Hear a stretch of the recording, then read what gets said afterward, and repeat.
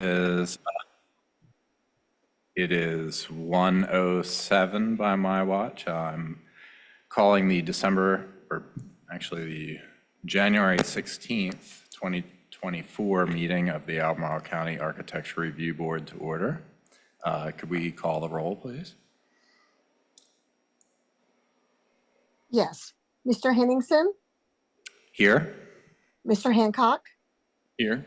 Mr. Stoner, Here. Mr. Vanderwerf, Here. and Mr. Matsuno is absent. All right, thanks a lot. So we're going to go into our annual meeting. So I think I hand the reins over to Margaret. Sure. Yes, it's the annual meeting today. So the first item under the annual meeting is the election of chair. So I'd like to ask if there are any nominations for chairperson for 2024. I'd be happy to nominate Chris Henningsen. Are there any, let's see, is there a second for that? A second. Are there any other nominations? No. Okay, with no other nominations, we can proceed right to the vote. Carolyn, can you call the vote, please? Yes. Mr. Vanderwerf, Aye. Mr. Stoner, Aye. Mr. Hancock, Aye. Mr. Henningsen. Aye. Thank you. That's all I need to do. I'll turn it back over to Mr. Henningsen, who can take the meeting over from here. All right, thanks a lot. So we will now elect the vice chair. Does anybody want to make a nomination? I nominate Frank Hancock. I'll second. All right, if we could call a vote on that. All right. Mr. Vanderwerf, Aye. Mr. Hancock, Aye. Mr. Stoner, Aye. Mr. Henningsen. Aye. All right, thanks a lot. Thank you. So we will, let's see, next is adopt the meeting schedule. Does anyone want to make a motion to adopt the meeting schedule? So moved. I'll second. All right, thank you. Guess if we could call another vote. Sure. Mr. Henningsen, Aye. Mr. Hancock, Aye. Mr. Stoner, Aye. Mr. Vanderwerf. Aye. Thank you. All right, thanks a lot. And the next is to adopt the rules of procedure. So I'll just ask each member in turn if they have any changes they want to propose. Dave, do you have any?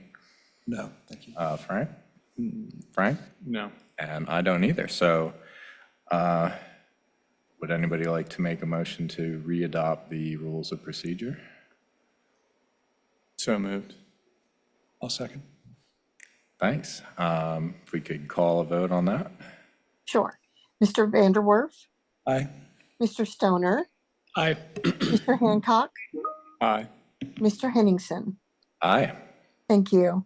All right, thanks a lot. So that concludes our annual meeting, and we'll move into our regular meeting.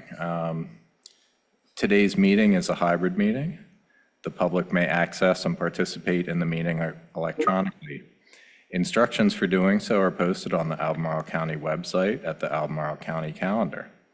The public has real-time audiovisual access to this meeting over Zoom and real-time audio access over telephone. Both is provided in the lawfully posted meeting notice. This meeting is being recorded and will be made available on the county's website.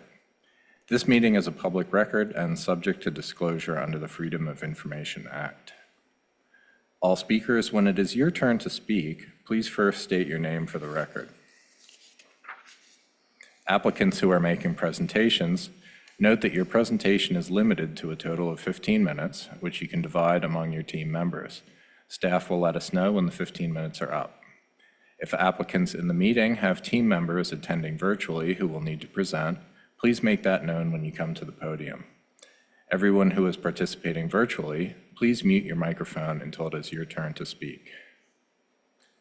So we'll move to disclosures. Do any ARB members have anything to disclose? No. No. All right. Are there any members of the public that want to make a comment about a project that is not on the agenda for review?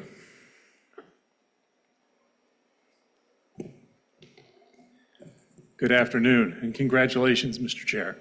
Thank you. My name is Neil Williamson. I serve as the president of the Free Enterprise Forum, a privately funded public policy organization focused on Central Virginia's local governments. I wanted to share a very brief story with you. Once upon a time, in this very building, a planning department required a special use permit for every drive-through window proposed in the county. This required advertisements and public hearings at both the Planning Commission and the Board of Supervisors. Such a review cost the applicant and county significant time and money. The SUP approvals all carried the same conditions, despite one planning commissioner once asking, couldn't they wrap the drive-through around the other way, around the building? Staff's deadpan reply, the driver would not be in a position to receive the food. One day, a smart regulator suggested utilizing the standard conditions as performance standards in the ordinance. Since that ordinance has taken place, we've seen a lot less public hearings, and we have not seen a plethora of misdesigned drive-through windows, but we have streamlined the process and reduced applicant cost and staff workload. Perhaps today, you will be again asked to weigh in on the personal wireless facility design review process. The motion that you all have been discussing is the easy decision. Keep doing what you're doing, adding time and cost to the approval process, but I'm asking you to consider a different path. This group is uniquely qualified to provide direction regarding visual mitigation of personal wireless facilities. What if the talented design professionals on the ARB worked with staff, applicants, and the Board of Supervisors to develop workable performance standards that could reduce the visual impacts across the entire county rather than just the entrance corridors? Or, of course, you could take the path well taken. Paraphrasing American poet Robert Frost, your decision could make all the difference. Thank you. All right, thanks a lot. Are there any members of the public that want to make a comment? Oh, let me check right now. I do not have anybody online that wants to make a comment. All right, thanks a lot. So we will move on to the consent agenda. We have one consent agenda item today, which is ARB 2023-110, Old Dominion Village Initial Plan. Are there any ARB members who would like to move that project off of the consent agenda for discussion? No. All right.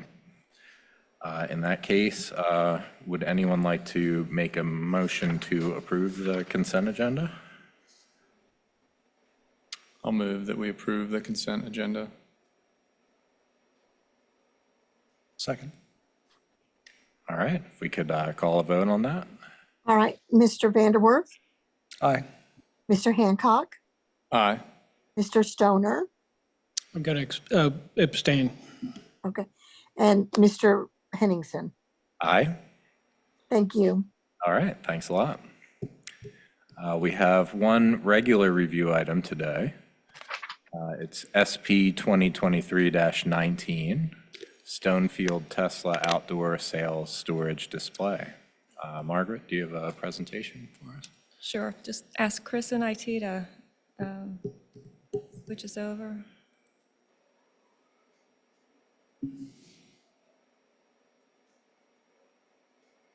There we are. Okay, this is a proposal to establish outdoor sales, storage, and display of vehicles associated with a Tesla vehicle sales office in the Stonefield Town Center. There are two locations proposed for the parking, One is 4 spaces in a row located along the northeast elevation of the building at 1951 Swanson Drive, and the other is 6 parking spaces in a row along the southeast elevation of the building at 1954 Swanson Drive. These are views of the 4 spaces located outside of what would be the Tesla sales office. And these are views of the 6 spaces. These are the ones located near the cinema. The parking spaces proposed for sales, storage, and display are all existing spaces in existing parking lots. The proposed use would not alter the layout of the site, the orientation of buildings, pedestrian or vehicular connections, open spaces, or views around the site. The parking spaces are visible from the entrance quarters, as you've just seen in those images, but they aren't readily distinguishable from nearby parking spaces. The appearance of the spaces are not expected to change from the current condition. Now, there are some characteristics of sales, storage, and display parking that typically can contribute to negative visual impacts. These include vehicles parked for longer and more continuous periods of time as compared to customer and employee parking, and a layout that parks vehicles in stacked rows and closer together than customer and employee parking. These issues are not present with this proposal because the layout is the existing customer parking and it's not proposed to change. Also, because the number of display spaces is minimal and because visibility of the spaces from the entrance corridor is limited. To further ensure no negative impacts from the proposal, we've recommended a condition that would prohibit stacking more vehicles in the spaces and a condition to prohibit elevating vehicles on ramps or by other means. And these are typical conditions for this use. So with those conditions and for the reasons we've just outlined, we believe orderly development will be maintained along the corridor with this use and that the character of the entrance corridor would not change as a result. Our recommendation is for approval with the conditions listed in the report. All right, thanks a lot, Margaret. We'll just see if anyone has any questions. Frank Hancock? No, I don't have any questions. Thanks, Margaret. Dave? No questions, thank you. Frank? Oh, thanks. And I don't have any questions either. If the applicant has a presentation, now would be the time for that.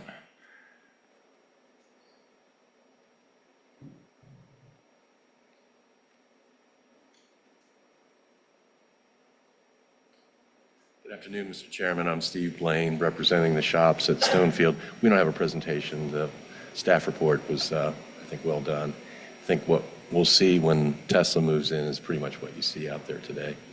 But if you have any questions, Kendra Wallstrom, who's the general manager, is also with me here today. So.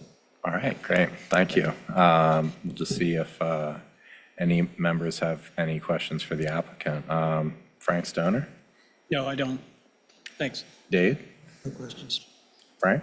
I don't even, thank you. And I don't have any questions either. Thanks. So are there any members of the public who want to make a comment?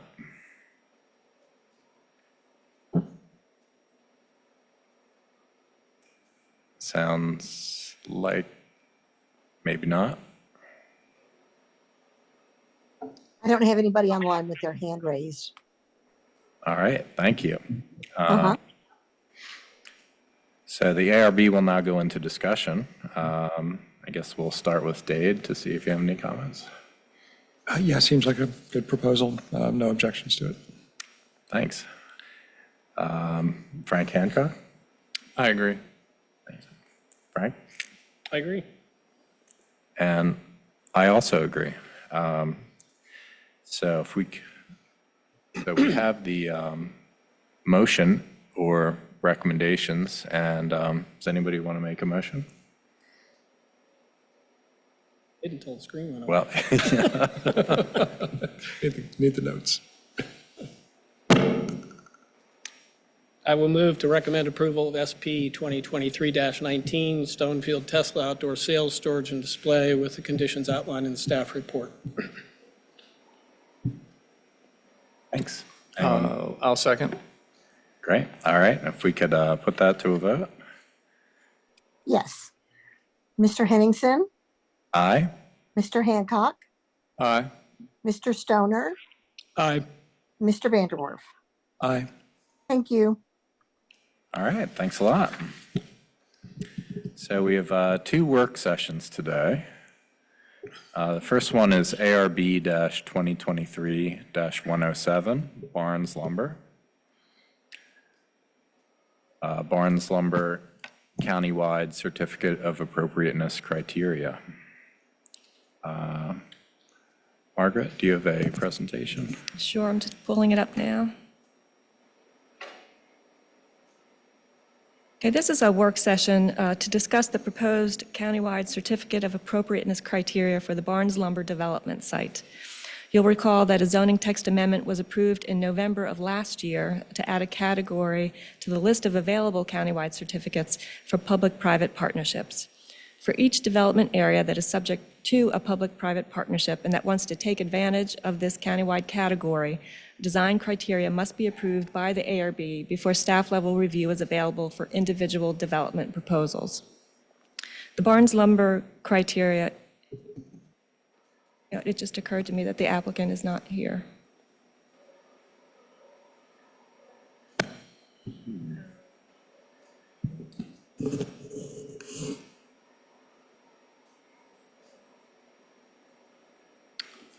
Yeah, we could just switch them up. Does that work for you? Okay. Why don't we do that? And Okay, yeah, sounds good. So in that case, we will have our second work session first, which is SDP-2023-71, Old Ivy Residences. I think Mariah has the staff presentation. Yes, good afternoon, everyone. Mariah Gleason, Senior Planner with Community Development.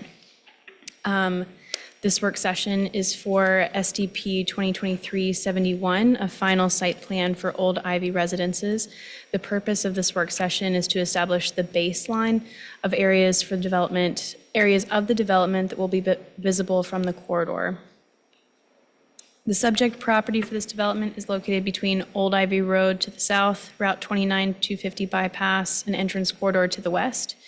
Two wooded properties are located to the north, and residential developments including University and Huntington Villages to the east. The property is just over 35 acres in size. The initial site plan reviewed under ARB 2023-86 came before the ARB on November 6, 2023. One of the recommendations of the meeting was for a site-wide, for site sections and perspectives to be submitted to determine the level of ongoing ARB review that would be needed since some areas of the site would not be visible from the entrance corridor. On December 4th, 2023, the applicant submitted a final site plan application with site and architectural plans, but because no ARB application was received, the final site plan was not scheduled for an ARB review. Staff have not undertaken a full review of the site plan submittal. This review has been focused on determining visibility. Last Thursday, after the materials for this meeting were made available, staff met with the applicant team to discuss the memo and changes that have been made to the final site plan. The applicant plans to submit an ARB final site plan application today. To establish a baseline for areas that will be visible from the corridor, staff have prepared the map shown here. This map is also in the memo. The map delineates portions of the site that are expected to be visible and require ARB review. Areas in yellow are expected to be visible, and areas in blue are expected to have upper stories that are visible from the entrance corridor. Regarding the parking areas between buildings 1, 2, 3, and 4, only portions of these parking areas are expected to be visible. The highlight over internal portions of the parking area is really for ease of the graphic. Visibility of all identified areas may be impacted by landscaping and treatment, such as the addition or removal of landscaping or changes to materials, including paving materials.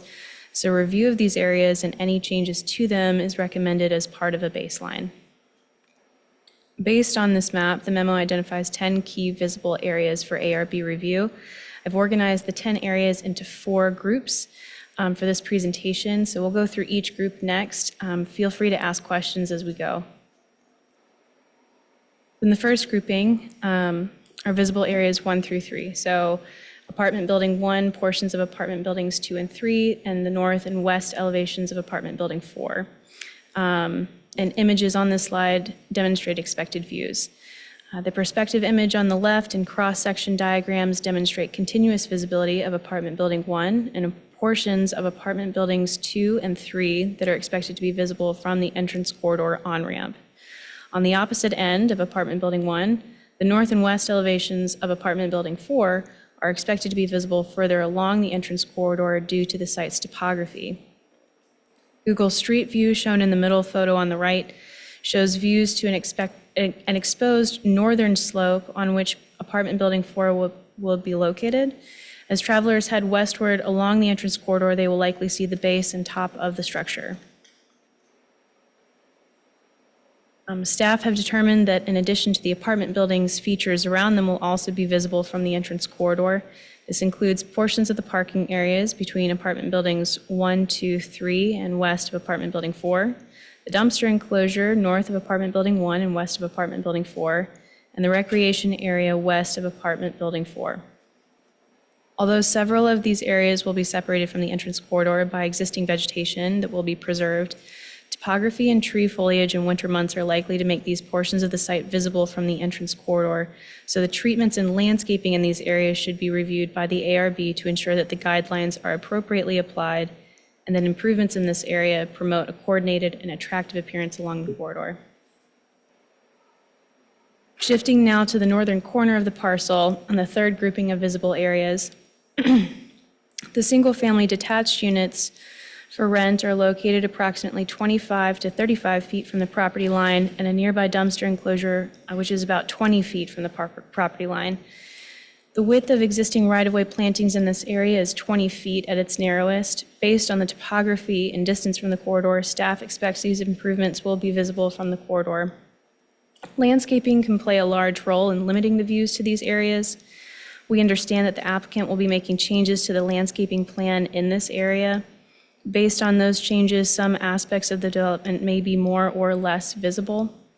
Therefore, staff recommends ARB review of landscaping and architecture in these areas to ensure that the development's entrance corridor frontage is cohesive within the development and that it contributes to a compatible and attractive appearance along the overall corridor. The last group is limited to partially visible areas, being the upper stories of apartment buildings 2, 3, and 5. Views to the upper stories of these buildings are expected at the entrance corridor on-ramp and further along the corridor where a northern slope is visible from the entrance corridor, the same one that we highlighted before. While these buildings are proposed upwards of 690 feet from the corridor, they will still be visible from it. Proposed building heights are 52 feet. As a helpful comparison, here are some other apartment developments in the county. They are similarly separated by right-of-way and on-site plantings, but multifamily apartment buildings and the perimeter of associated parking areas are still visible from the entrance corridor. Based on this review, staff recommends that the ARB review of the final site plan and architecture for this project will focus on these following items. Are there any questions about the memo or presentation I can clarify? All right, thanks a lot. Dave, do you have any questions? Quick clarification. So you indicated the applicant's submitting today an updated site plan and that will include updated planting? Is that correct? Yes. Yes, okay, thank you. No other questions. Frank Hancock? No, I don't have any questions. Well, maybe I do procedural. Is there a motion for this, or this is just a, Yes. there will end up being a motion for this? We're trying to move to motions for everything, just to make sure everything's clear. Okay. I think the examples you shared are helpful. At the end of the apartment buildings that were similar distance off the road and kind of what level of detail you're looking at when you're at that distance. I think that's really helpful to understand. So, thank you. Very thorough. Thanks. Frank, do you have any questions? I don't think I have any questions. Yeah, I agree. It was really helpful to look at the perspectives, particularly of existing product. I don't have any Thanks. questions.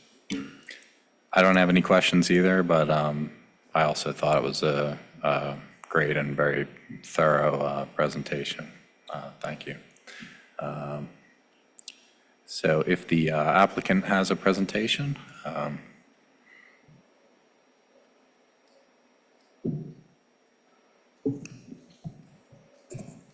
Thank you, Mr. Chairman. Valerie Long here representing the applicant, Greystar. We do have a number of our project team members participating remotely. They elected not to make the drive down given the weather this morning. So just so you all know, we have several representatives of Greystar, as well as Dewberry, the civil engineers for the project, Land Design, the landscape architects, and also KTGY, the project architects. So any questions we may draw on them. I think we just have a few items, a few additional slides we wanted to show and issues to point out. And just for clarification, as Mr. Vanderwerf asked, so unfortunately, when they submitted the final site plan application a couple months ago, even though they had included responses to the ARB comments, it was unclear that they needed to submit a separate ARB application. So they thought originally that today would be the review of that. Staff has been great in working with us and making good use of this meeting, and we're so grateful for that. But in order to just meet their internal project deadlines with sellers and so forth, they really had to go ahead and submit everything today so that will hopefully come to you, whatever the schedule is. And I do have copies of those landscape plans if it would be helpful at any point to show you, perhaps get your feedback on, is this the type of screening, for example, behind the single family houses that you're looking for? So that's great. I'll start first. Get this up going.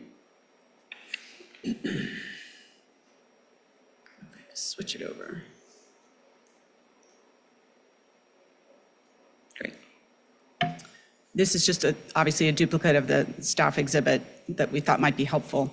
One, we want to point out a few things. There are existing berms along the entrance corridor, particularly along the ramp as you're entering the bypass on the northbound ramp right next to the project site. And we have some images that will show that more, that do help screen much of the area as indicated. My cursor's not working here. There we go.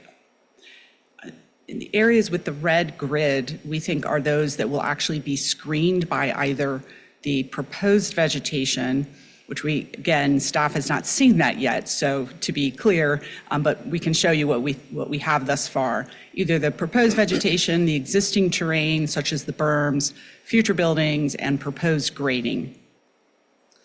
One issue we want to clarify was in the staff report, let me back up one. Well, it's not shown well, but there is an emergency access road that comes through and then goes along here.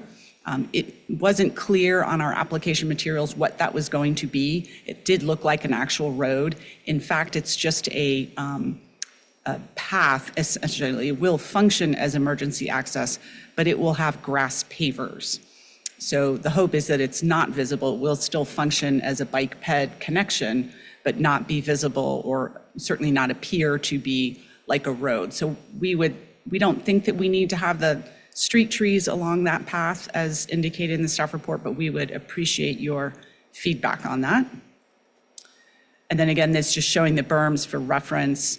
And these are some images that we took on site last month. This is right, obviously, as one enters the bypass ramp from Old Ivy Road. And these are the winter pictures. So it does provide a lot of information about what the level of visibility will be. This is looking back the opposite direction to show that berm relative to vehicle height. And likewise, just in the opposite direction. And this is a summer image from Street View, again, showing that berm and how well that will function, at least on the ramp, at that section of the ramp, in screening the project. And it's just a close-up showing the relationship of the closest building, which is building number 1, to those berms and to the ramp itself. These are additional images we gathered from Google Street View just to show the difference between the winter and summer views for reference. It is quite obscured during the summer, as you can see. Another issue is the difference in the grade between the actual entrance corridor lanes versus either the existing elevation or the proposed elevation. In general, the areas on the bypass and the entrance corridor will be lower than future. So we think that and we have some visuals that will show this a little bit better, that for instance, the recreation area that is here will be higher than from the road, and there's a lot of plantings in this area that will help screen and buffer any views there. But also these parking areas will be well screened, both because of the higher elevation, the buildings themselves, and a large amount of plantings that are proposed for this location. Some of these are the sections that Mariah's already shown you. We're happy to go into as much detail. This is obviously section 1, looking from the bypass at that closest building, which is here. The property line for reference is here. So these are existing vegetation in the right-of-way, and then there's proposed plantings there.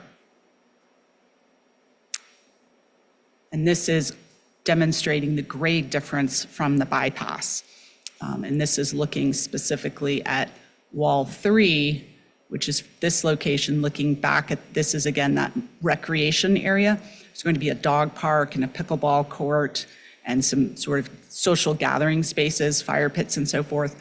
But there are 2 small retaining walls in this area, which are represented in this image to demonstrate both the distance involved as well as this is new plantings that are proposed.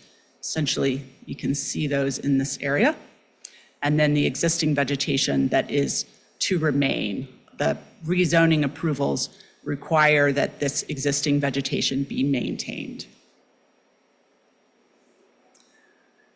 This is section 2, so a little bit further down on the bypass. Again, demonstrating this building 1 here and here, and showing that, again, existing vegetation, grade, and new vegetation in this location will help screen building 1 from the entrance corridor. I think you've seen these already. I think we showed you these perhaps with the initial site plan when we were here before, I'm not sure. But again, just showing sort of how our architects believe that the buildings, the relative visibility, certainly during the summer months, and will be different during the winter months. And again, this is looking just obviously from further north, looking south back at the site and showing the difference between the summer and winter views. So it is quite dense in the summer. Same vantage point essentially right there. And then this is even further north. This is looking back essentially at this corner here. One of the areas of visibility we think won't exist is where there's 2 townhouses on the corner, and I'll go back to that in a minute. But I wanted to point out, I guess I should be really focusing on the winter view. This area is much more dense even in the winter. We think that may on its own block the visibility, but we're also proposing additional plantings adjacent between the entrance corridor and the row of townhouses that we believe will screen those effectively, particularly, certainly in the summer, but also in the winter. And then again, this is just a closer up view showing this is essentially the area in question. This is showing the visibility of two retaining walls that are right along the entrance corridor. So we wanted to be able to explain that or demonstrate that those walls will not be visible. As you can see here, this represents the property line.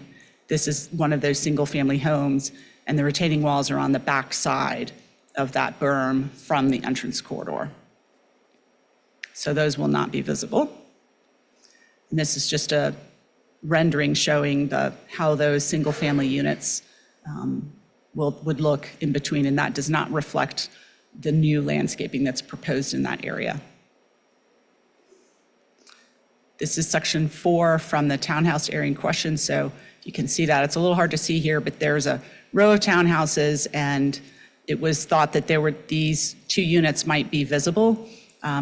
We're proposing landscaping in this area between the property line and the units that we think, combined with the grade elevation and the existing on-site vegetation, will help screen the townhouse units here. So we don't believe those will be visible. And that's referring to these areas here. So, and this was the area where we are showing with the retaining walls roughly right in here. We think those will be screened.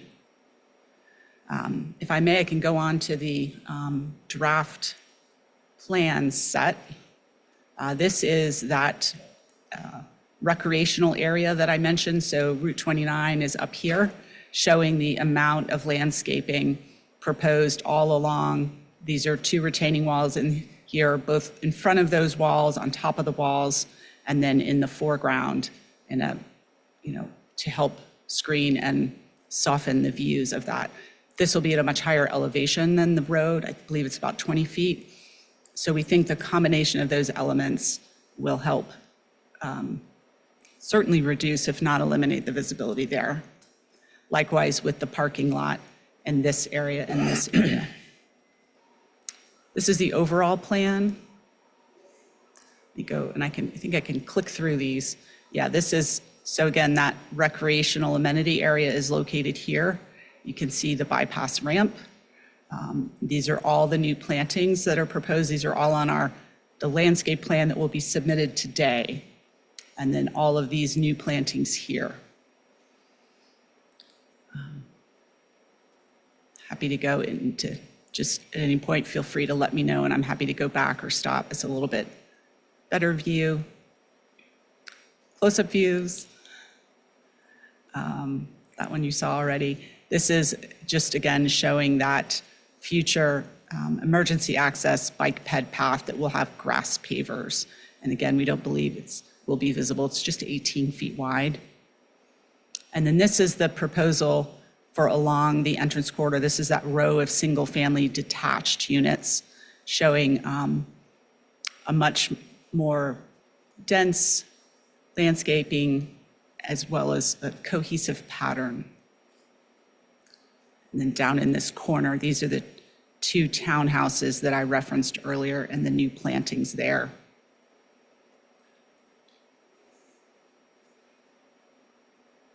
To let you all take a look at that for a few minutes. So if you had any feedback you wanted to give us, we'd welcome it. We also have had submitted some renderings of the actual actual apartment buildings, as well as a single family. I know we're not quite there yet, but I don't know if those were in your packet or not. I don't think they were. Yeah, I don't think so. Okay. Anyway. All right, well, those thanks. are some of the issues we identified, and we're happy to answer any questions. And again, our consultants are participating remotely. All right, thanks for that presentation. Sure. We'll just see if anybody has any questions. Frank Stoner, do you have any questions? I don't think so. Thanks. This is, Sure. an impressive landscaping plan. There is the area to the north, I guess, of the end of the retaining wall in the single family, which is what we're looking at here. In this area? Those grades look like they're pretty close. I'm just wondering how much screening is between the property line there and I know we looked at a picture from the bypass. I just don't know, in this specific area, is that? Not as much. Not as Yeah. much? Okay.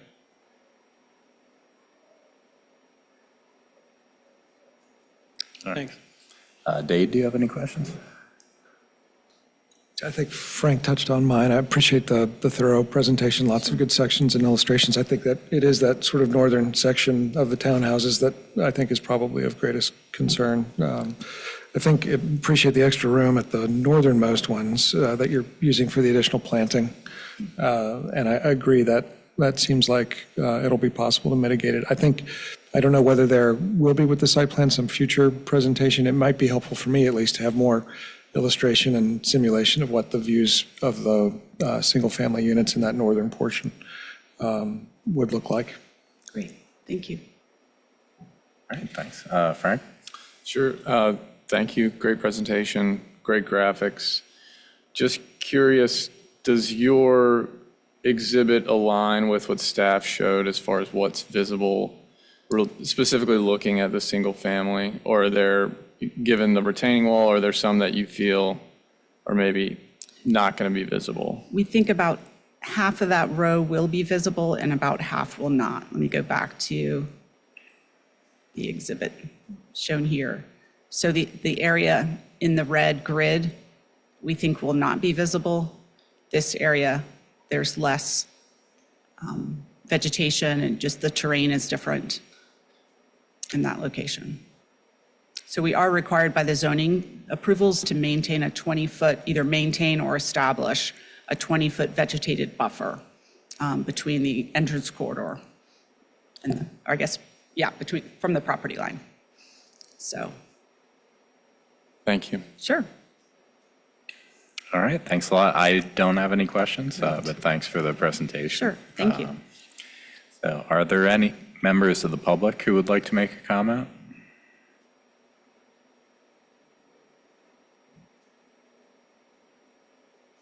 I do not have anybody online.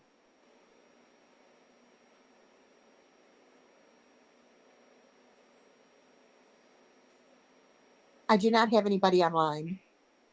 All right, thanks a lot. So the ARB will now go into discussion. We'll start with Dave. Do you have any comments? I appreciate the staff report, its thoroughness and the thorough presentation by the applicant. I think, I think the key question, and there were good examples of precedents of large-scale apartment developments by the entrance corridors. I think it'd be interesting to see some precedents of the single family in close proximity. And I guess that's my primary concern is how that may be screened, because at least the illustrations make it appear that the other locations will be. I think staff has done a nice job of outlining where different extensive buildings are expected to be visible. I think that makes sense to me in terms of the scope of the review. Thanks. Frank Hancock? Sure. I think it's a really nice project. I do think if what we saw today from the applicant might indicate that we don't need to review all of the single-family units, given that they're sitting pretty far below the entrance corridor. So a lot of times we're at a formal review and asking the applicants for them to make the case of what we can and can't see. And I feel like we're miles ahead with what we've seen, what staff has done as far as, and I think we asked for a lot of that at the initial site plan, which is good. But all that to say, I don't think there's a lot of question marks for me. I mean, I haven't seen some of the preliminary architecture too. And given the distance, the grade, and the speed at which you travel this corridor, I'm just not as concerned as like on a granular level. But I think those are my comments. Thank you. Thanks. Frank? I would echo those comments. I think the applicant and staff has done a good job of demonstrating that I think a vast majority of the project will be pretty well screened, either with existing vegetation or just grade, particularly on the on-ramp there. To Dave's point, I think the only area we want to make sure that there's adequate planting is behind those single-family units, and I'm sure they're motivated to do that as well because nobody wants to look at the bypass. So I'm comfortable either enabling staff to approve next round, or I'm not sure it needs to come back to us, I guess is what I'm suggesting. All right, thanks. Yeah, I agree with what everyone said. I thought the applicant and staff both did a great job of providing us with a lot of information about the sight lines, and potential. I thought the portions of the project that staff thought it would be good for us to review, like, I certainly think it couldn't hurt if we took a look at that, but like everyone else, I'm not overly concerned about it. I thought, Frank, you made a great point that it's a high-speed corridor and the sight lines are pretty narrow, at least on that section. So I think, it's not like you're not going to have a lot of time to scrutinize the architecture while you're driving. So, yes, if there are no other comments or questions, if we could go into a motion, if anybody's comfortable doing that.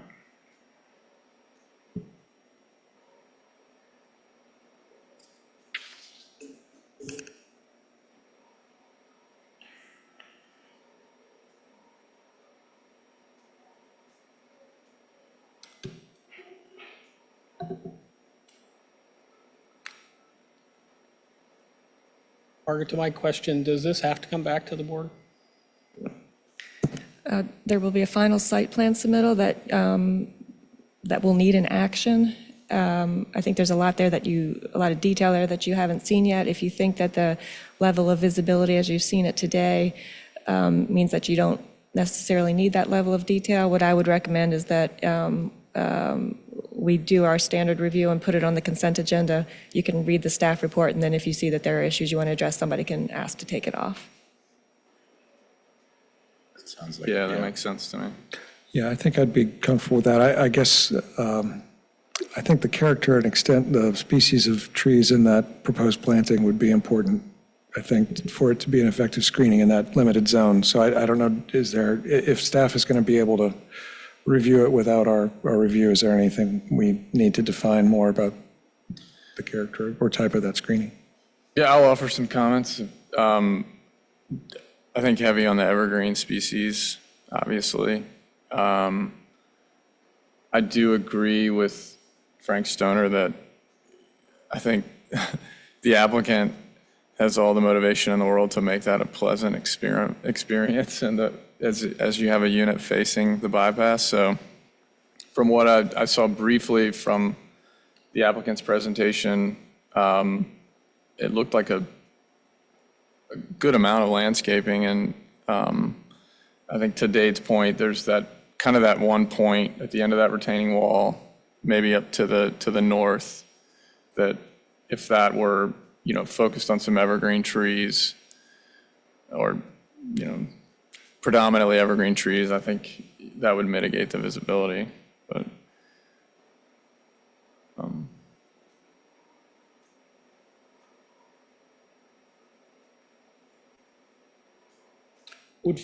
Would fencing be subject to future review if they decided? Yeah, if fencing was added and if it was visible from the corridor and it wasn't on the site plan, that would be an amendment.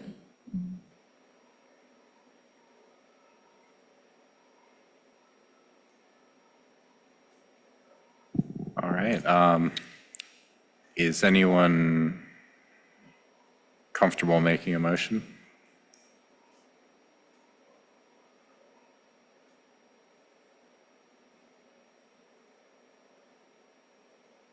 Or does anyone have any tweaks that they'd like to make to the proposed motion?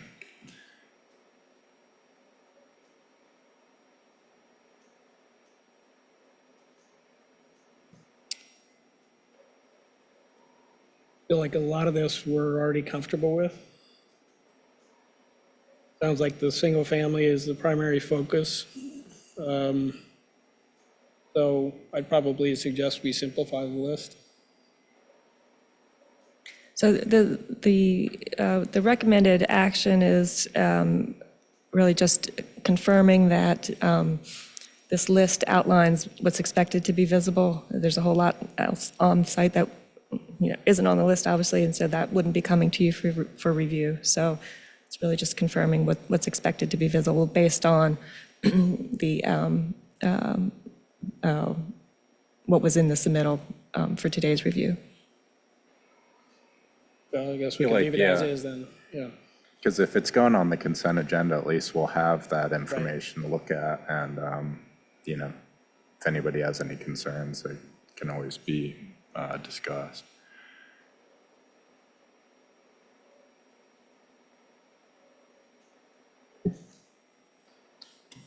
Just curious, I was interested in number 7, that because they made it like a reinforced turf element, traditionally, when we talk about an internal road, it's an asphalt road. Could see the applicant's case of why would landscaping still be required, but Sure, I think it's about the appropriate application of ARB guidelines. So if it's if it ends up being, anything can change over the course of a final site plan. It could go back to paving. I think the applicant wants to keep it a grass paver. So should it change, we'd be able to then make a case for maybe trees are appropriate in this area. If it stays grass pavers and that material does not change, then trees at a regular interval along that might not be the best application of the ARB guidelines because it's essentially self-hiding, if you will. yes. Thank you.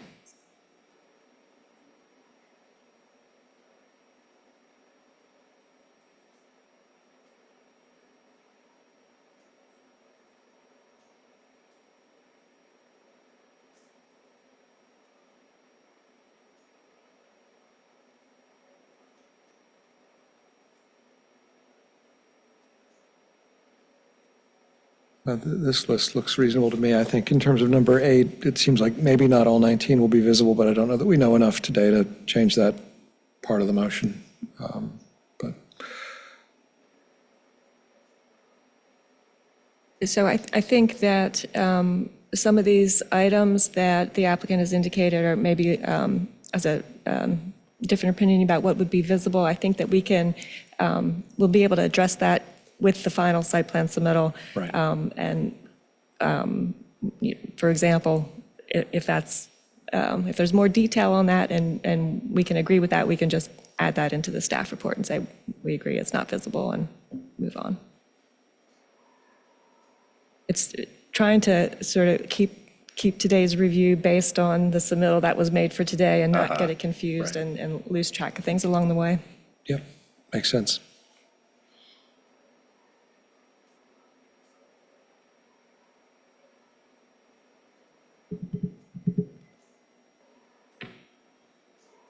I'll move that ARB review of the final site plan and architecture for Old Ivy residences will focus on the items recommended in the staff report.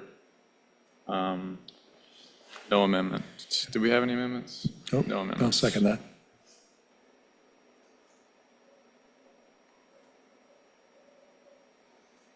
I'll second that. 8 seconds. Oh. Second's always good. Second.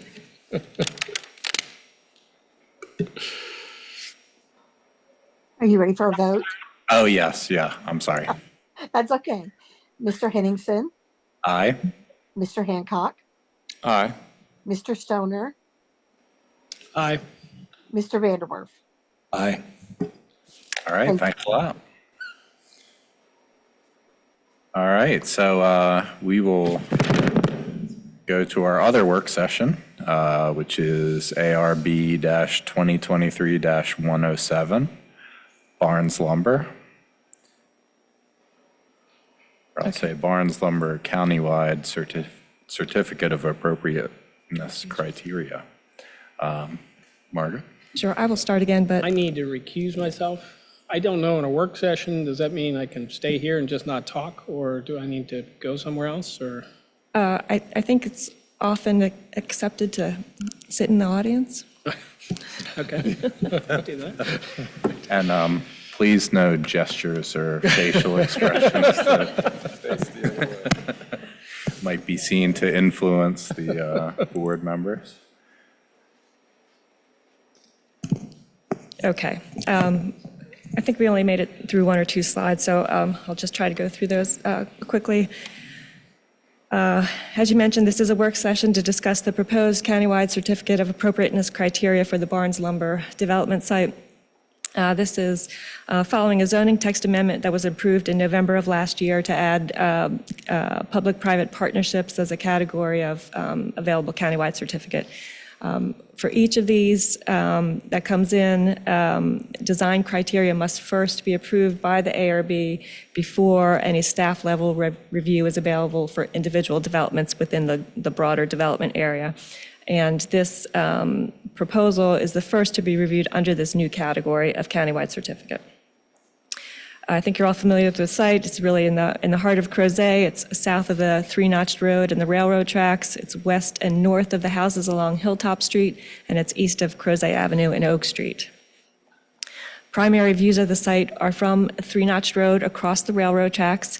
The proposed criteria are focused on those views. However, Crozet Avenue is also an entrance corridor, and the western half of parcel 71 does fall within that corridor overlay. And there would be views into the site from Crozet Avenue. As we're looking at these particular images, I just want to note that the development includes a new public road that runs more or less parallel to three-notched road, and you can see it it's pointed out there with the red arrow. In our staff report, we tried to pull from the applicant's document the individual criteria that are proposed. We tried to place them with the relevant entrance corridor guidelines, and then provide some analysis and identify potential issues, list specific recommendations, and then also questions on topics that we'd like your direction on. So the criteria, comments, and questions are grouped into 8 topics. That's the 8 things you see listed there on this slide. And I'm going to go through each of these topics. I'm going to try to summarize the issues and recommendations, and then we can circle back to each topic to take questions and comments and discussion. There are a lot of overlapping issues with these topics, so I think it's probably better that we can just get through them all and then come back and address individual issues. But if you feel like we need to change it up as we go along, just let me know. So the first item to address is the view corridors. The applicant is proposing 3 view corridors, and these are ways of reinforcing the proposed block pattern of the development. They would ensure that there would be breaks and views into the development from the entrance corridor street, and they potentially establish a rhythm along the entrance corridor frontage. The view corridors would be lined with trees, and there would be a pair of matching trees at the entrance corridor end of the view corridor. And that pair of trees is situated at the edge of a 5-foot fence zone. Beyond the fence zone would be parking and/or buildings. Buildings can have varying setbacks from the entrance corridor, and since the development is planned to be an inward-oriented one, building fronts are not expected to face the entrance corridor street. That orientation is not consistent with the entrance corridor guidelines. It is consistent with typical development along railroad tracks. When parking is proposed adjacent to the fence zone, a fence and street trees would be located in that zone. The fence zone is only 5 feet deep, and that does seem a bit narrow for both fence and trees. The proposed criteria confirm that entrance corridor parking area, tree, and shrub requirements would be met for those parking areas. However, the proposed criteria eliminate the entrance corridor requirements for street tree and parking lot landscaping for any lots south of that new public road. The proposed criteria would also eliminate the requirement for trees to soften the appearance of long elevations facing the corridor. So that leaves a large part of the development that could have visibility from the corridor and not subject to landscape guidelines. And that yellow area in the top left image is what could be visible from the entrance corridor.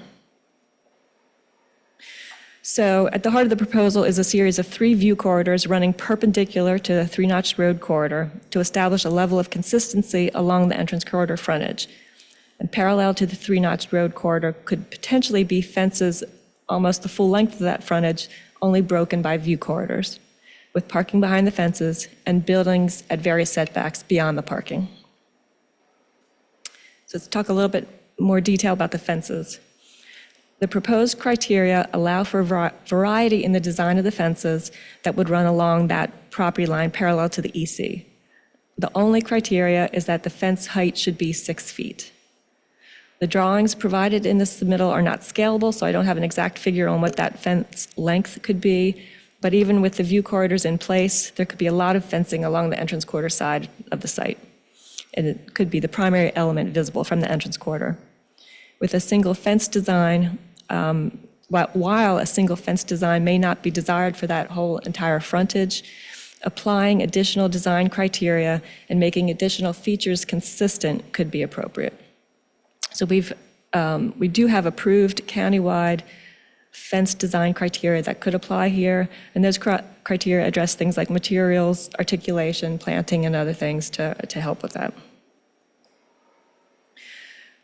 We've noted that buildings will likely have their backs to the entrance corridor, and that can typically lead to blank walls and other inappropriate designs facing the corridor.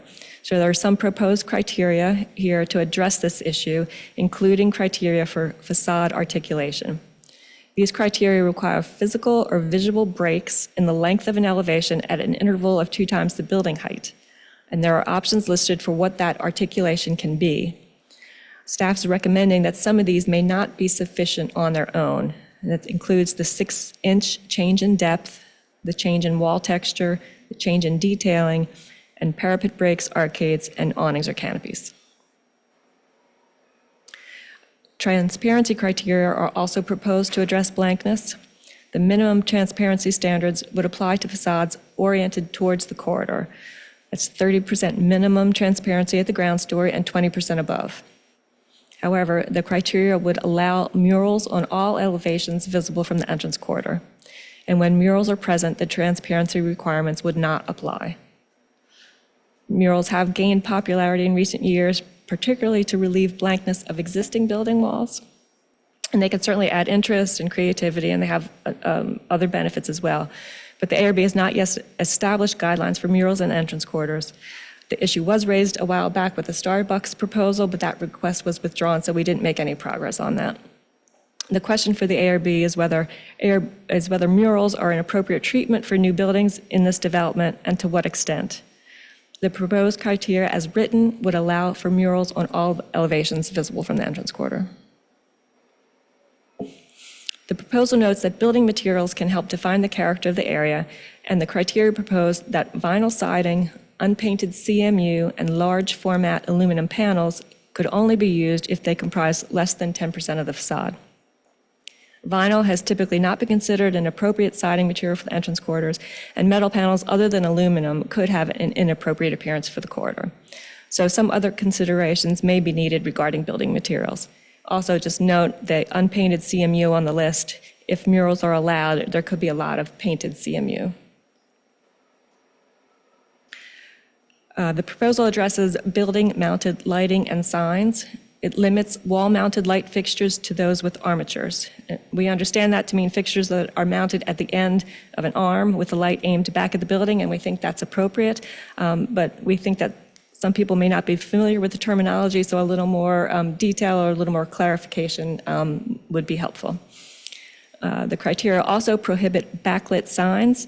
Again, we think that's an appropriate limitation, but our experience has been that people define that term differently, so we need a little more clarification to be helpful moving forward.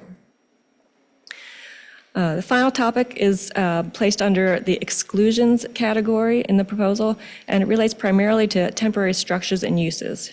These criteria propose to exclude from ARB review food trucks, associated outdoor dining areas, temporary structures, and converted train cars. Historically, we have exempted temporary features from ARB review, and ARB approval is currently not required for food trucks. However, if an outdoor dining area is going to be permanent, we would expect it to be shown on a site plan because it's a location, and any related fencing could have visual impacts on the corridor. In the proposal, a temporary structure is defined as one with no permanent footings, with no limit on the length of time the structure is installed. So temporary structure with no limit on length of time seems a bit contradictory. And we would also like to do some further coordination on current ordinance and building code requirements for temporary structures and converted train cars to fully understand those impacts, and would come back to you with more information on that, but we would like to get your comments on that. So that is the end of my presentation. As I said, we can go back through those and look at the recommendations and the questions individually. The applicant is here if you'd like to invite them up for comments as well. So just let me know how you'd like to All right, proceed. thanks. I guess we'll just see if anybody has any questions for you first. Frank, do you have any questions? Thank you, Margaret. Very helpful. Was this set up where what's in the, were we going to run through all the recommendations and questions individually? And this is just generally if I have any questions? Yes. Maybe it's a question, is there an opportunity for applicant presentation, or is this It's is a up to work you all. session, so they'll? I think you all can proceed as you wish. We don't have any specific Just so process I for work sessions. get the lay of the land. Yeah, this is a good diagram. Where's the park? Isn't there a park associated with this? Do you mean the plaza? Plaza, excuse me. So let's see.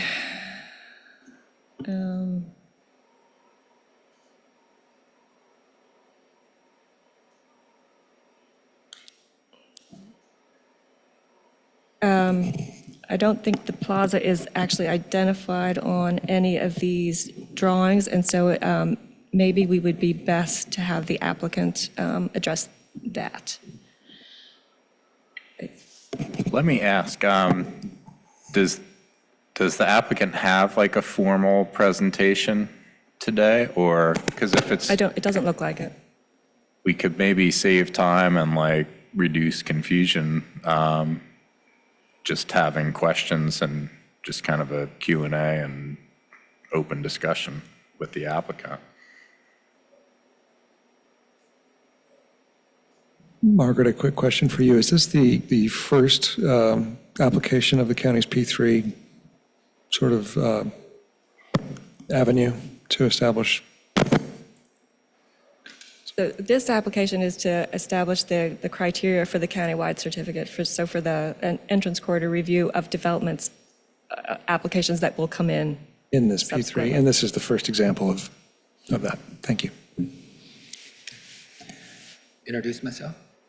Kurt Kiesecker, BRW Architects. Thanks for having me and allowing me to answer your questions. I can add a couple comments, but I first wanted to say that thanks to Ms. Malashevsky and Ms. Gleason for some of their guidance through working through what's a new process, I think, for us personally in the firm and maybe for the county a little bit. So we've tried to wrestle. I have a newfound respect for folks who write RIO 29 form-based code kind of guidelines. There's a lot of detail, and so their help here has been, it's been helpful to try to get something on paper that we could all work through together.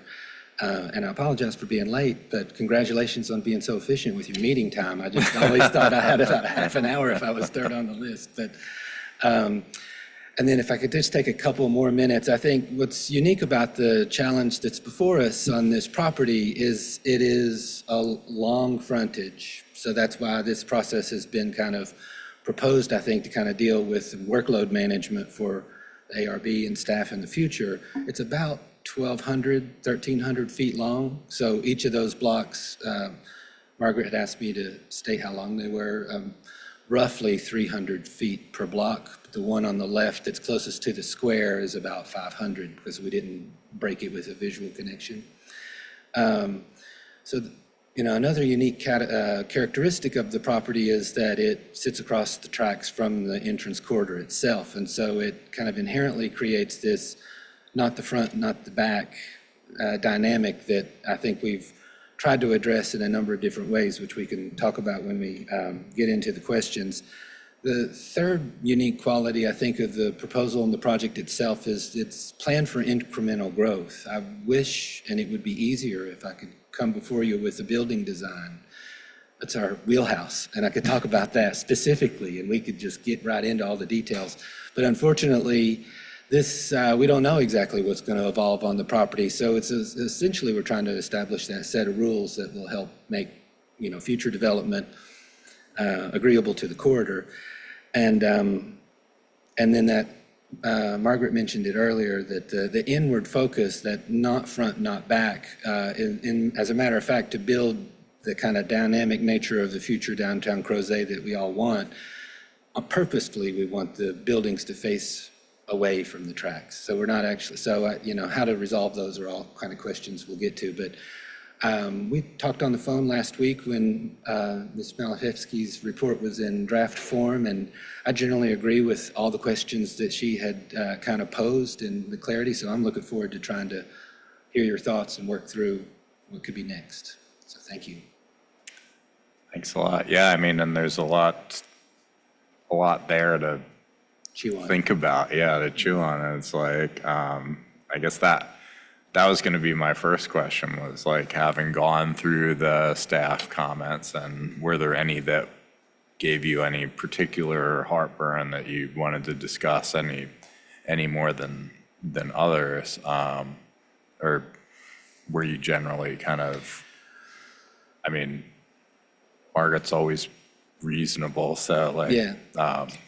I think generally it's just the tension between needing to have detail that we can point to and understand how to move forward, and kind of baking in some flexibility. So, guidelines related to what can be detailed and what can be flexible for the future without any specifics in our documents. But I think when we decide what needs to be detailed, we can work with our team to address criteria that would meet where we need to be detailed. And so that, just fleshing that out a little bit.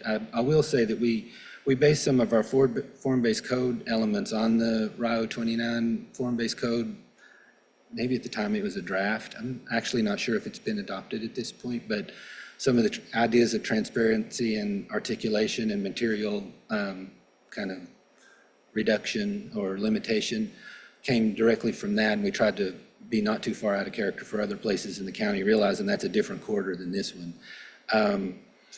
So, yeah, I think that's the tension and challenge, is where exactly can we bake into the guidelines that will help staff and future applicants know where to go and get that predictability of process that will help this area flourish, so.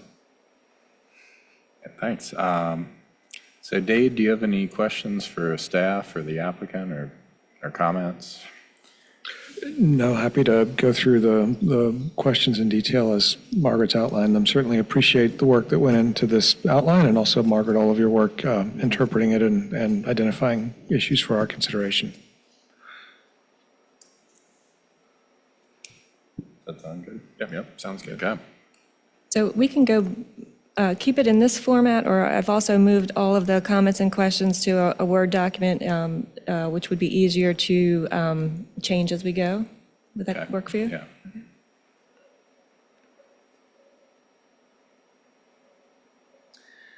Could I preempt a little bit for one more kind of, it'll guide some of this conversation, I think, but we use the tools at our disposal related to site elements and the architectural elements, and then some of that process, the exceptions and clarifications. Those seem to be what we could bake into this application. Each of those, we're trying to address certain unique qualities that we mentioned before on the site. So I think when we think about it, for instance, the visual connections idea is one where we're trying to reinforce and confirm the fabric of the corridor itself by breaking it down into blocks. So if, as we go through the questions, which can be specific to details, if there's a question about what was our motivation for trying to approach it that way, I'm happy to try to answer those as well. We did try to have a reason for everything that we put in. Hope that helps. Well, and I guess as one introductory question, I guess my impression from reading the document you prepared and then the staff report and questions is that effectively, other than the view corridors and the requirements for those trees, it leaves pretty much completely open the extent of fencing, the setback of buildings, the scale of buildings, landscaping or not in parking lots, and whether those buildings are blank, treated with a mural, or or perforated. Is that a fair description of how open the armature is at this point? I think, yes, it'll be guided by zoning, right? The massing and the size of the buildings will be regulated by the heights inherent in the zoning itself. And so where we tried to introduce the form-based code ideas was our move towards some architecture without having a design in place. So we wanted the buildings to not be blank and to have a presence, and the materiality is also a nod toward that. So imagine most of what we had tried to put in the proposal was in addition to the underlying zoning that would already kind of, the downtown Crozet. Right, good point. And so for clarification, in terms of the zoning, there's a minimum sort of backyard setback. Is that what this is considered, or is it considered a front yard setback? Well, that's a good question. So we tried to make a diagram in the back of our book that I'll have to refer to because I don't have it all memorized, but I don't think that there's a setback requirement against the corridor itself, other than the one that we've introduced for some amount of a planting zone. And I agree, the fence and the tree within 5 feet, we probably need to parse that out a little bit better, what the size of that is.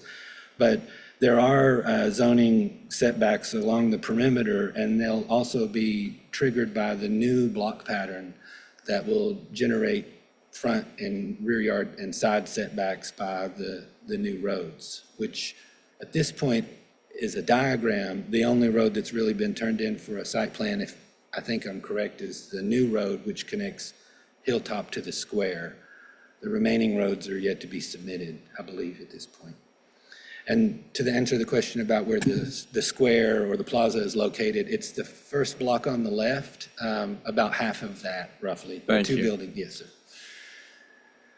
So zoning does have some setbacks that will be both generated by the whole parcel now, but then applied when the breakdown of blocks occurs. Thank you.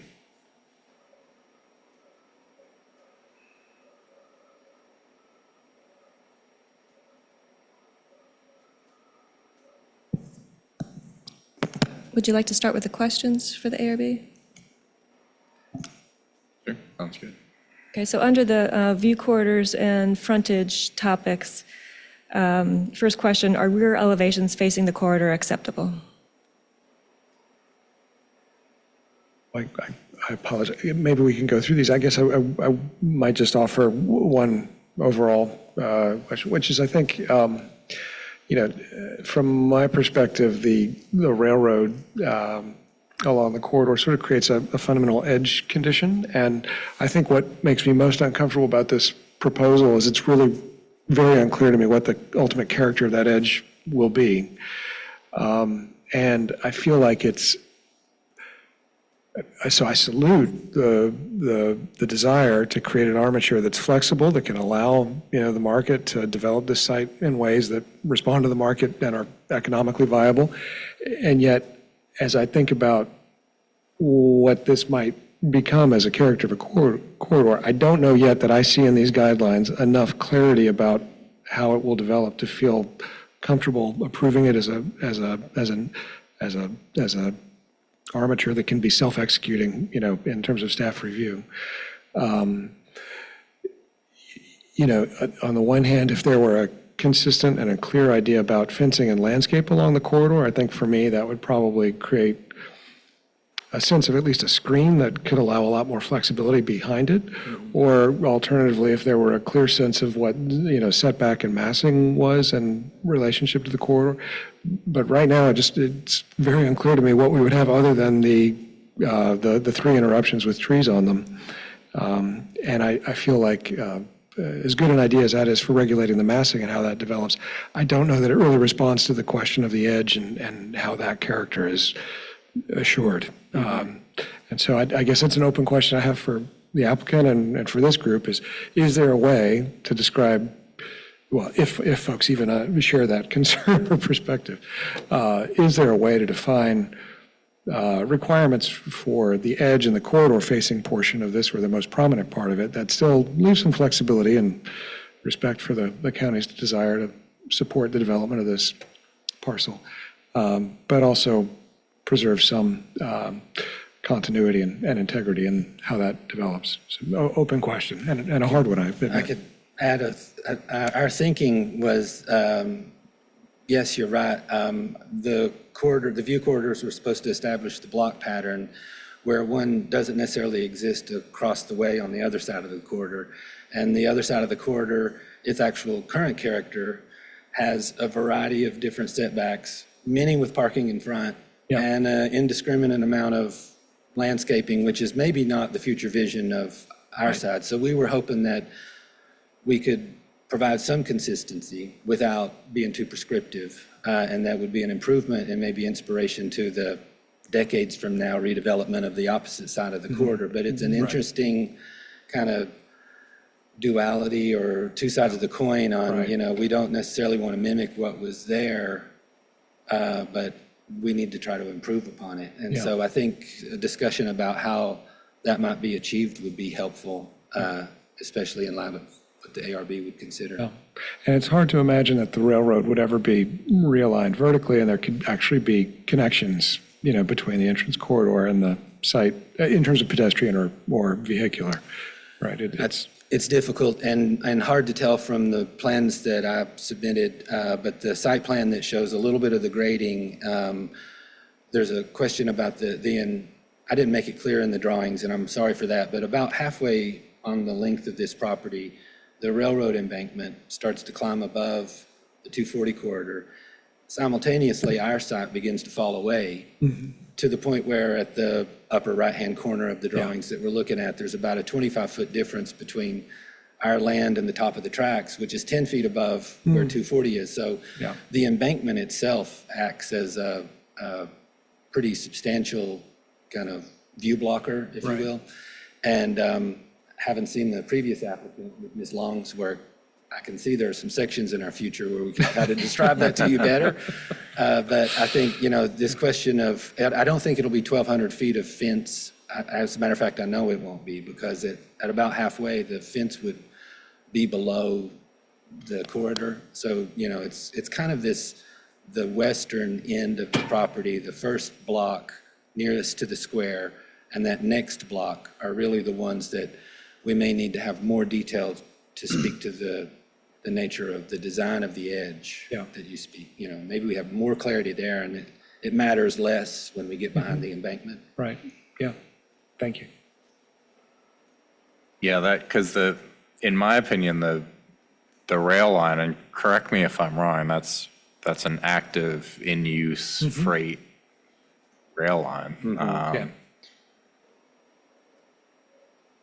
Just being parallel and directly next to the entrance corridor that we're dealing with, it's like normally you would want development to address the corridor directly, but by asking that, you're asking an applicant to directly address an active freight line that you actually can't cross the tracks anywhere. You can just look at it from the corridor. So, if we're asking them to address the corridor, it's like, there's visual impacts and noise, particularly with a freight rail line. It's, in my opinion, a similar situation to what we were just looking at with that on-ramp or the bypass in general. It's like we don't want there to be a lot of visibility from the corridor, but conversely, somebody who's living there does not necessarily want to see the corridor itself also. So, to my mind, the tracks kind of have to be the back, because that's, even though that's the corridor, it still, has to be treated in a certain way that's acceptable in appearance from the corridor. But I don't think, I don't think it would be reasonable to ask that be the front, I guess, to address the first question. I don't think it's necessarily reasonable to ask that the front of the building or a particular given building face the corridor, because then it's having to face the railroad tracks also. Yeah, I would agree. I mean, and I think, so what, if an entrance defines the front, if it didn't really have an entrance, that would be fine. I think we'll get to the question of transparency and other things later. Even though there are sound issues from the active rail line, I would support these buildings being transparent in the way the applicant has proposed, and so that folks can see that they're inhabited and used. Yeah, to add further to the conundrums, the view that direction from upper stories is actually really good. You see the mountains, you know.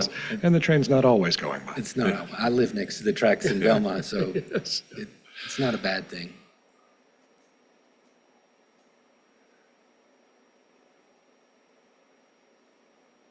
Should we move on? Okay.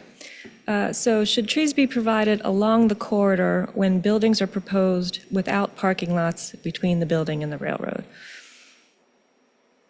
I guess what I would advocate for is that there be some consistent planting requirement along the whole edge that starts to define, a consistent planted, if not buffer edge, not consistent to the degree of like the same tree or the same trees all along, but I think it's in some of the staff materials that, so much of the 250 West corridor is bounded by landscape. And then I think as you come into Crozet, there are residential developments that still preserve basically a landscape buffer of a degree. And I think that's a pattern that could be applied consistently here and then offer more flexibility in setbacks and development of buildings in the property. My thought on this, I think the trees are critical when you have parking between a building and the railroad tracks or that fence. But otherwise, I mean, we're talking more about a town condition than anything. And so you expect to see buildings. That's kind of what you want to see. And I love the view corridors because as you're driving into Crozet, you get that glimpse in that you kind of want to, you want to draw people in. And I think that that's a good way to do it.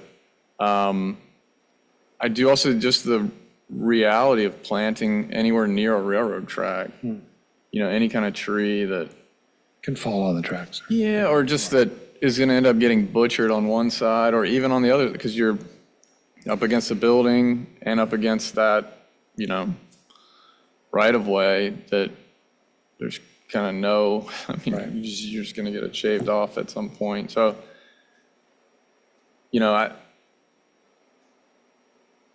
I think too, you add the plantings and you're pushing the buildings further away from the corridor, which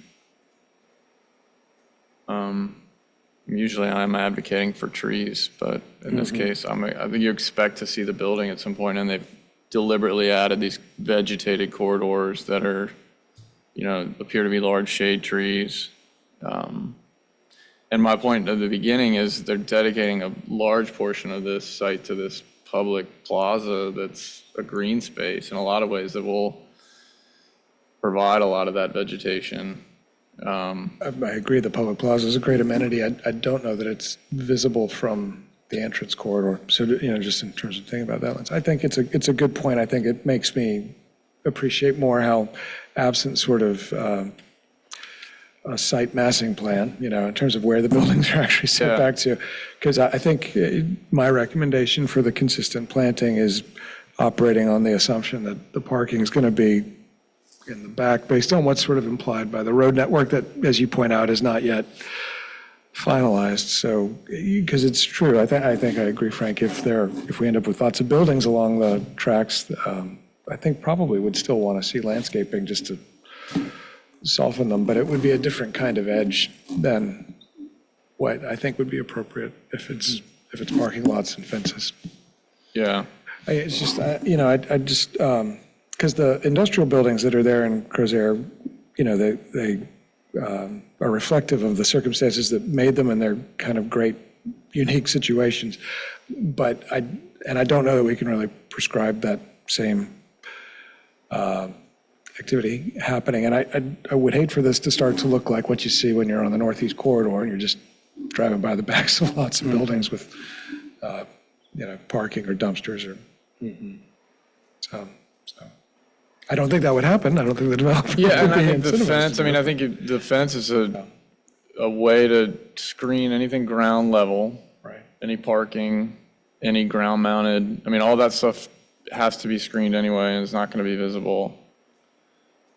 I mean, go ahead and the honesty of, yeah, this is the back of a building and, trying to have two fronts, I don't know, that's not usually successful. Yeah, no, and I don't think any of us is Yeah. proposing two fronts. And it's hard for us because at some point you just have to trust that these guidelines are going to, give us the outcome that we advocate for, or that that match our guidelines. I remember feeling like that at the Rio 29 with the form-based code, but at some point too, you do want some diversity and you want it not to be so prescribed. So hopefully this would allow some of that flexibility that we're going to have different buildings. There's going to be relationships between them, but we're not going to look at a single facade or, a single motif of expressed. Right. So, And the timing of each one is, it'll be a little toothy at times, right? There's going to be some brave pioneer who goes first. yeah, And then the next one, but they don't necessarily have to be immediately adjacent to each other. we're building a town here. It's a different, a building itself would be a lot easier than what we're talking about here. It's an interesting. No, I agree because it does leave a lot, Dave, to Right. that we're going to one day look back. Well, and I think that's what's so difficult about it is leaving open such a range of possibility in terms of what the character of the corridor develops as, that it's difficult to know, because you might end up with one building right on the, as close as it could be to the rail line, another as far away as it could be from the rail line. And that could be fine, or, or somebody might come in and put everything stacked up right next to it. So I don't know. I'm struggling, I'm making plainly evident, to understand how we could improve the degree of flexibility that's inherent in these and have any real assurance of what would result.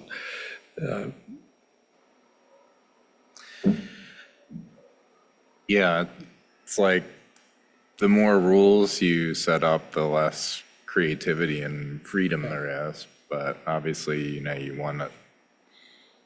need enough rules to provide a, developer with a framework, just, to know what they're getting into on the front end. So it's kind of hard to strike that balance. We struggled with the exact same thing, and I think the only thing that I could maybe suggest or have us talk about is that the number of variables that would happen on that northern lot frontage, north of this new road, the lots between the new big paralleling road and the corridor itself, are relatively limited. It will either be a building hard against zero lot line, the northern edge, there will be somebody will want to build right on the edge.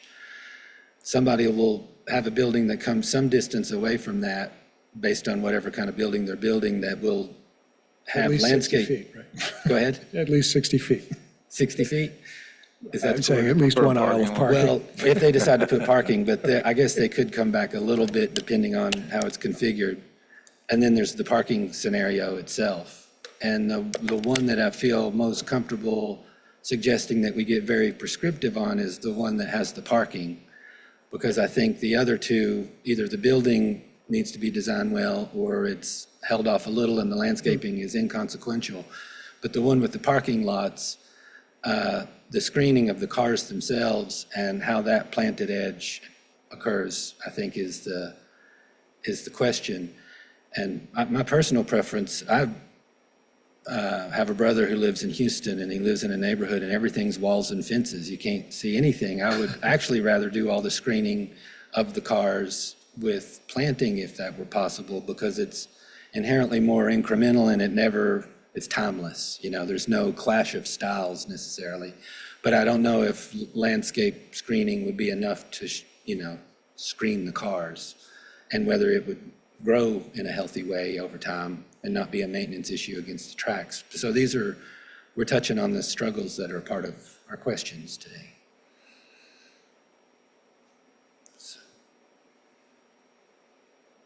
But if it would be helpful, we could propose, game out those three scenarios and, kind of say what the first one would be with just a building with a little bit of non-parking, and then the building with parking, and just be prescriptive to what those three would be, with less control on the building-related ones and more control on the parking lot one. Right. Yeah. If that's I helpful. think that's a good point. And I guess also if the view corridors remain, I wonder also if you could at least have a pattern for the zone between each view corridor. So it's like you wouldn't have three different conditions between a view corridor or two. I don't know.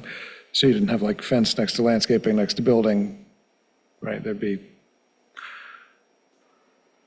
at least between the breaks at the. Yes, so one block seemed to be contiguous in its style. Yeah.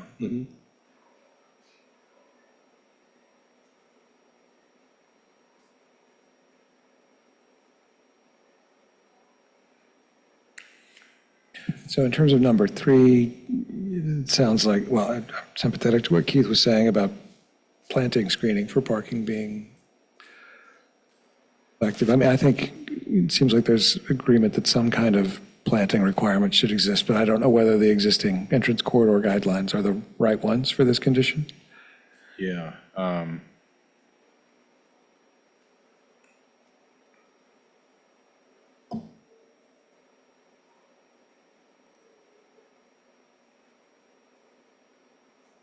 I mean, you would want to screen parking, and I think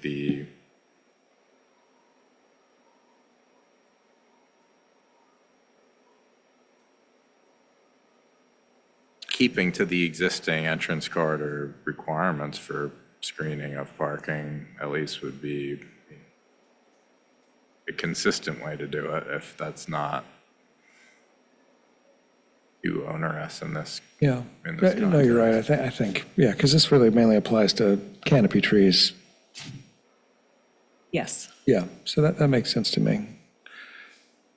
So just make sure I'm following you clearly. The answer to number 3 is yes. I think so. And just going back to number 2, I wasn't sure that there was consensus on that. I think that's right, Margaret. I don't think there was.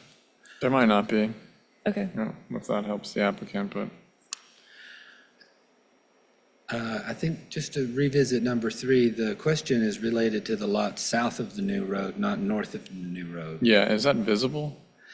Well, it will be until more buildings are built. And so in all those new roads, we'll have to meet site plan requirements for new roads. So there will Yeah. be those basic street trees. They're just not necessarily the entrance corridor screening and planting guidelines. So Like specific frontage requirements? on the new road, yeah, so one of the major questions in our head is how much screening and planting for parking lots north of that road toward the entrance corridor need to occur. But we believe south of there will be less visibility. It's about 300 or 400 feet away from the entrance corridor. It begins to slope down the hill. And so we were hoping that the entrance corridor guidelines would not apply south of that road. Yeah, I guess speaking for myself, I was a little bit confused about the term south of the public road. I was thinking of the entrance corridor yes, itself, yeah. yeah. Okay.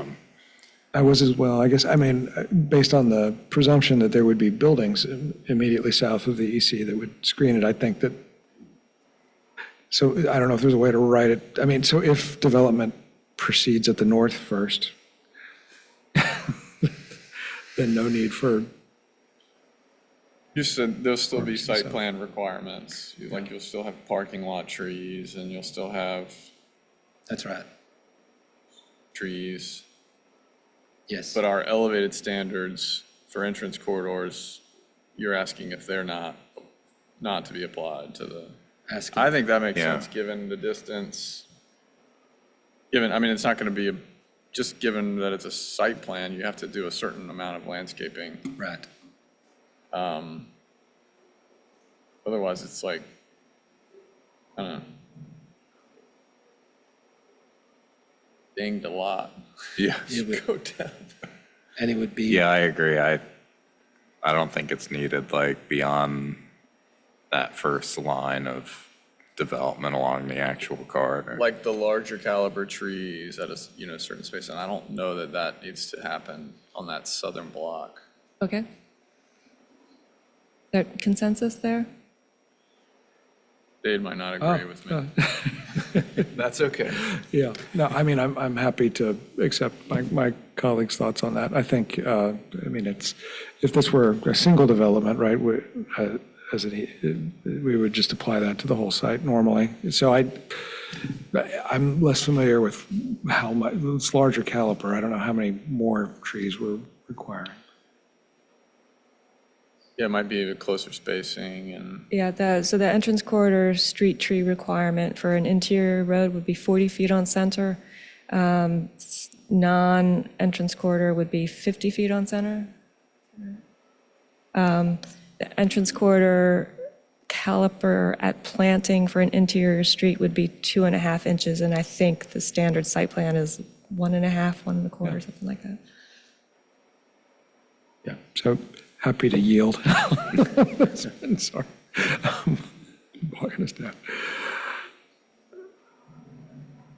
So 4, in terms of criteria for trees along long building elevations, that would be entrance corridor facing long elevations? Yes. I would say yes, but I'm interested. yeah, I mean, too, given the precedent of the industrial buildings and the things that we see in this area, a long building facade out of place. I don't know, I'm just thinking about that's going to push the building further in automatically to give room for those, to plant trees there. So the guideline as it's written, the standard guideline, allows for the requirement for trees along long elevations that need some relief.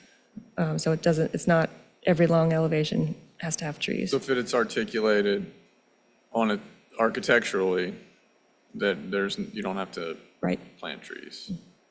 It's giving the applicant an option. Okay.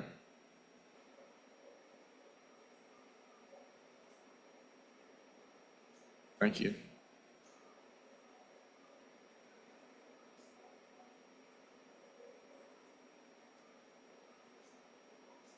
Number 5, the criteria would allow for fences the full length of the frontage, only broken by the view corridors, with parking behind the fences and buildings beyond the parking with murals on all sides visible from the entrance corridor.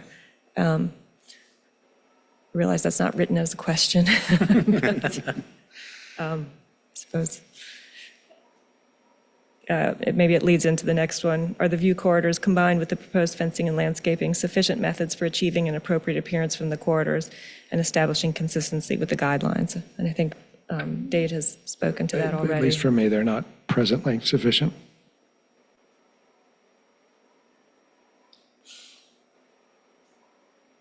Is there consensus on that? Would the fence run the whole length, or would there ever be a condition where the building facade is all the way up and the fence runs into the building? Yes, that's possible. The way it's written, that could happen. I think it probably will, especially on the western end of the site, closest to the square, where the new road and the tracks kind of begin to point together. It's likely there will be very little parking behind those buildings at a time, and so the buildings will kind of squeeze up in that corner, future buildings. But that's future buildings. There probably will be some parking there temporarily over time that needs to be screened, serving other uses on the site. So it's a question of timing, which makes it difficult to wrestle down. I'm beginning to feel more and more confident that we could propose, when a building is within a certain distance to the property line on the north, it doesn't have to have a fence and doesn't have to have maybe trees, if it's a certain distance. So the building is the feature. When it is a certain distance away from the north, but it's not going to have parking, it needs to meet the entrance corridor guidelines for the larger trees, So that distance needs to kind of respond to the kinds of trees the entrance corridor would want to see. And when there's a parking lot between the building and the north, we need to meet the entrance corridor guidelines for trees and parking and screening altogether. So a lot more specific. And the fence, And and the that'll have the fence. fence. Yeah. Yeah, because I That's guess very for- helpful, how you just described it. Like, Because for half of it, the berm for the railroad tracks would make a fence Exactly. kind of a moot point anyway, so. Yeah. And that'll just make it easier to manage. Yeah. I think the challenge is to make it easier to manage and know what we're going to get. So yeah, Well, I think to your earlier point, Keith, I think the site sections and maybe even looking at the 3 or 4 zones of it explain. may help. that's good.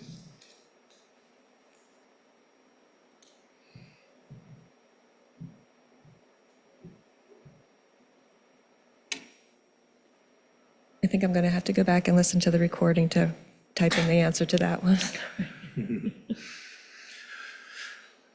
I also think when we get to it, we need to limit the amount of murals. It wasn't our intention that every facade visible from the corridor would have murals on it. So whatever suggestion you have for the amount of mural limitation is fine with us. I think there's already one mural on the corridor that's sufficient, but Okay, fair enough. that's my personal viewpoint.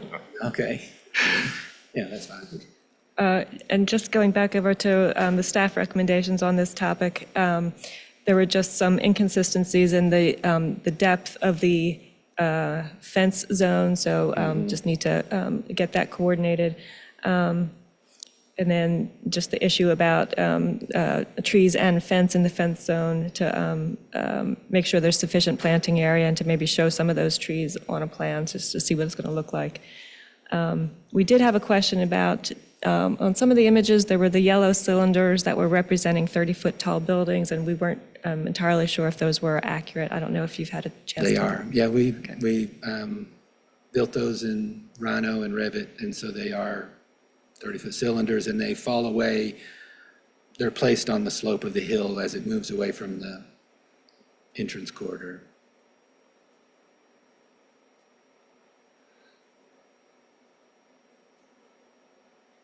Okay. Move on to fences.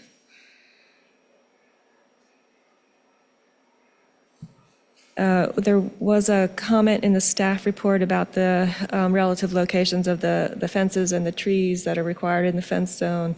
If those trees were on the entrance corridor side, they could help sort of mitigate the length and the design or other issues. You're not getting that Yeah, if they're on the personally, I would be in development side. favor of the landscaping being on the EC side of the fence and being visible to it. And to Keith's earlier point, I think if the fences were softened by shrub or hedge plantings or replaced by them, I think that could be preferable.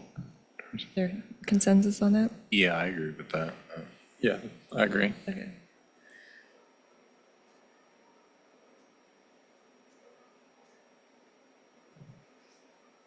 Should fence designs be consistent across individual blocks? The blocks are 300 feet long?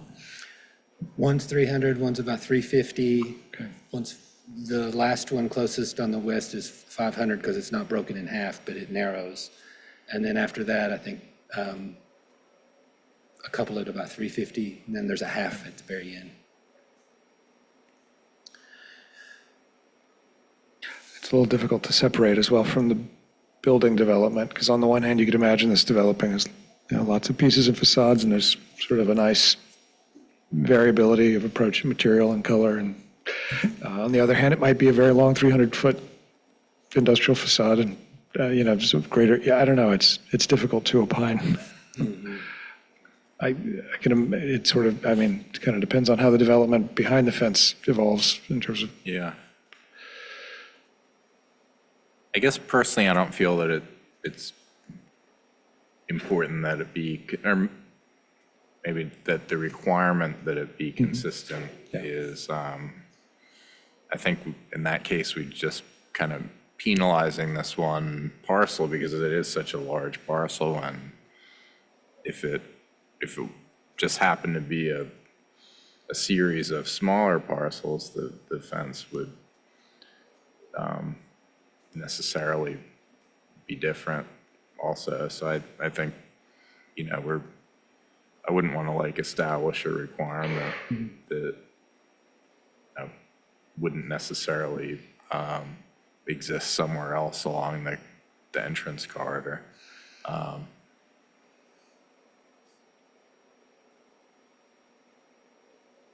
So the answer, is it consensus that the answer is no to number 2? Oh, that's just I my agree. personal And opinion. I think it allows for some variation, that it's not just one thing, that there, in my mind, I keep thinking about this as like development in pieces, organically in some way. The more prescription or prescriptive things we put on it, the less like a place it's going to feel. I think that goes along those lines of there could be variation in the fence along a block, and I think that's okay. Is there a point at which there's too much variation?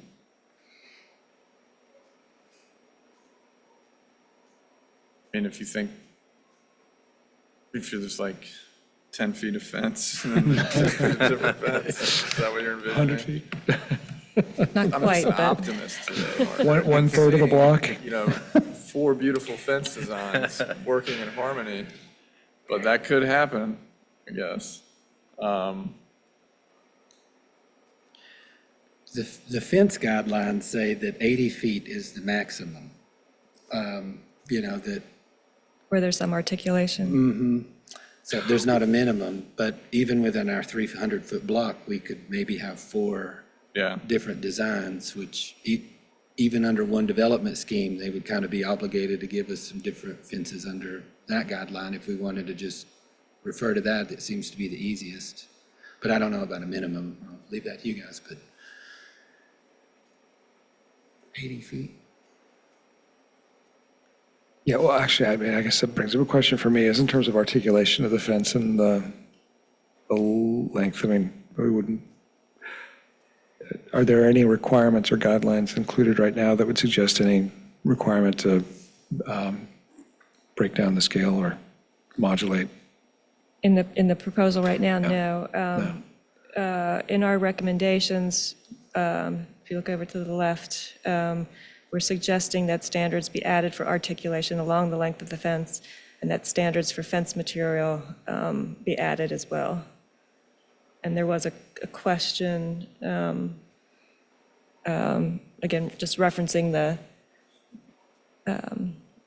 the fence design criteria that we already have, should some of that be pulled into this proposal? And those were, let's see, I think I have those up.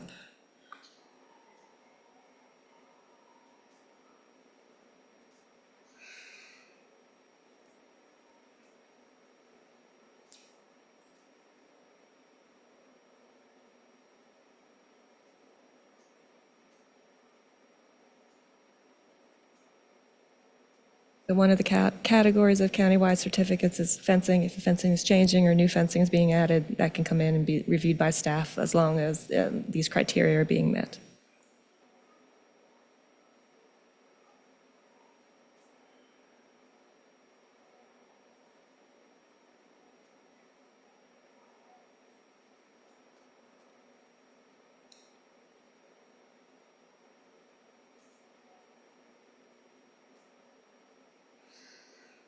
In this case, I think I would suggest we would enjoy being able to defer to already established fence criteria that the county's comfortable with.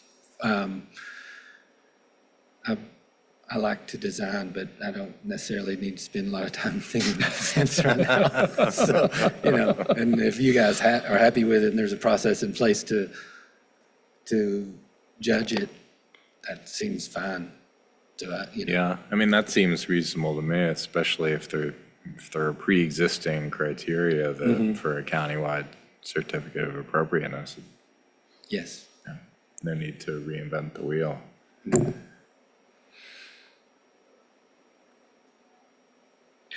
I think for durability, I'm trying to remember, in the other form-based code, I don't know that we commented on durability so much as just appearance or tradition. And I don't know that durability needs to be a consideration for us, but maybe, well, but defer to my colleagues. Right. Should just look durable.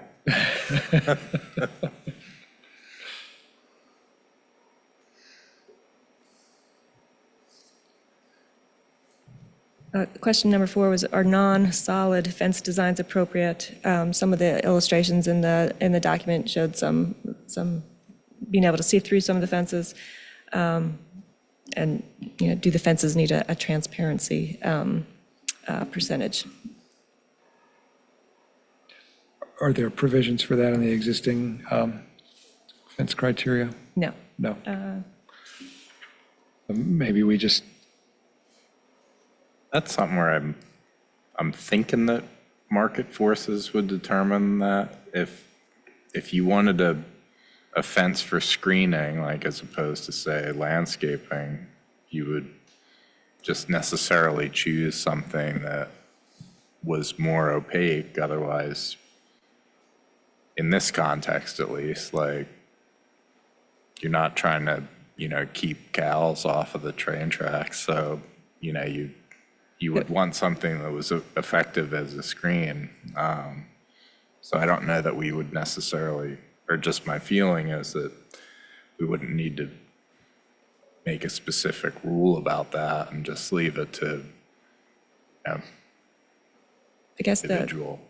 So the existing fence criteria actually split into two. There's some criteria for screening fencing and criteria for security fencing. So in my mind, it's always been one has been a solid screen and the other not necessarily. So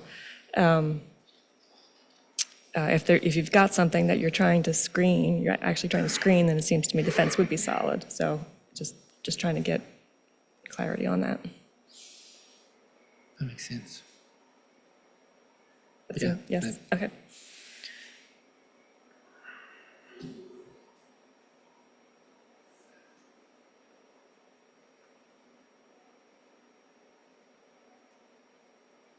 Okay, on to facade articulation.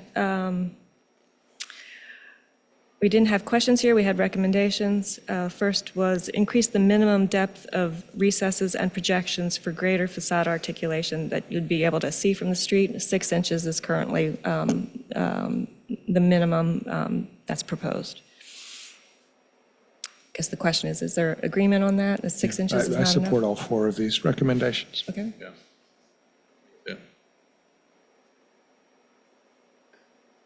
Any further discussion on facade articulation? Okay, Is there a minimum depth that folks have in mind? When is something articulated? Somewhere between 6 inches and 10 feet? So, no, but something more than 6 inches? I don't know, is there a number that folks have in mind? I don't know. I'm sorry. 1/10? Could you, I have Oh, trouble I hearing. was just asking, I mean, because we all agree with this recommendation, but in terms of what, I know that 6 inches was questioned as being enough relief. I was just throwing out to the group, is there a number that maybe is enough? So 1/10 of the facade height, 1/20th? Yeah, it's funny. It's like, that depends on the context. Like if,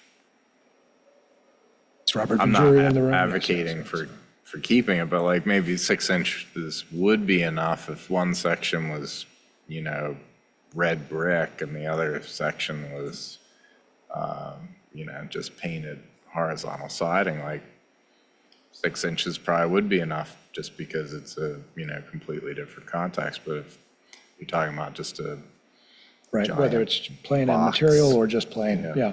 yeah. just split face block on 2 feet. One of the comments in the report was that, combining some of the methods of articulation would be appropriate. So maybe we can talk about that more and work that into it. That'd be great. Yeah. And in my mind's eye, I keep on thinking, this is when we're trying to encourage a development applicant that has one facade that somehow begins to go, it's like one building. We're encouraging them to do something different so it doesn't look like a gargantuan building on the facade, the corridor. But the hope is that there would be a series of smaller buildings, and so then, do they, in and of themselves, just by being in different development teams, do they even need to articulate it all, because they're Right. different buildings, yeah.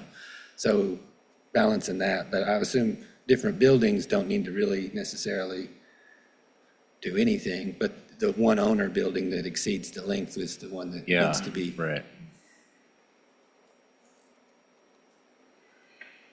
Building transparency was the next topic. First question, are murals an acceptable blank wall treatment for buildings on this entrance corridor? There's some related questions. Next one, are murals on all visible elevations acceptable? Should there be a limit to the number of elevations on a single building or across multiple buildings? And the question about establishing design criteria for murals. And the question about content. So I guess for me personally, I don't think murals are an acceptable treatment. I don't think we should be permitting buildings with blankness, architectural blankness, in the entrance corridors. And, obviously they've been applied on buildings that developed historically with blank facades, and that's one thing, but to allow it or promote it in new development is not something I support. I think also for me, it becomes very difficult because murals are so much about sort of the content and the imagery and the, what's represented. I don't feel like we as a board are qualified or authorized to really regulate content or speech in that way. Yeah. So I would say, so I don't support at all murals in the ECs.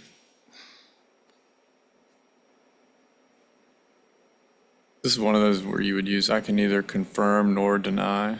Because they're not in our guidelines, so I don't want to. I agree with Dade. I don't know that I want to say no. That's right. Yeah, I'd hate to say that they're not allowed, but I agree. I think it's Sure, yeah. like blankness is like better handled when it's like baked into the architecture and not, but I wouldn't want to like say you couldn't do a mural. Maybe it's just not acceptable as a treatment for blankness. It's not that you can't have it. It's just you can't have a blank facade and say, well, we're going to paint a mural on it.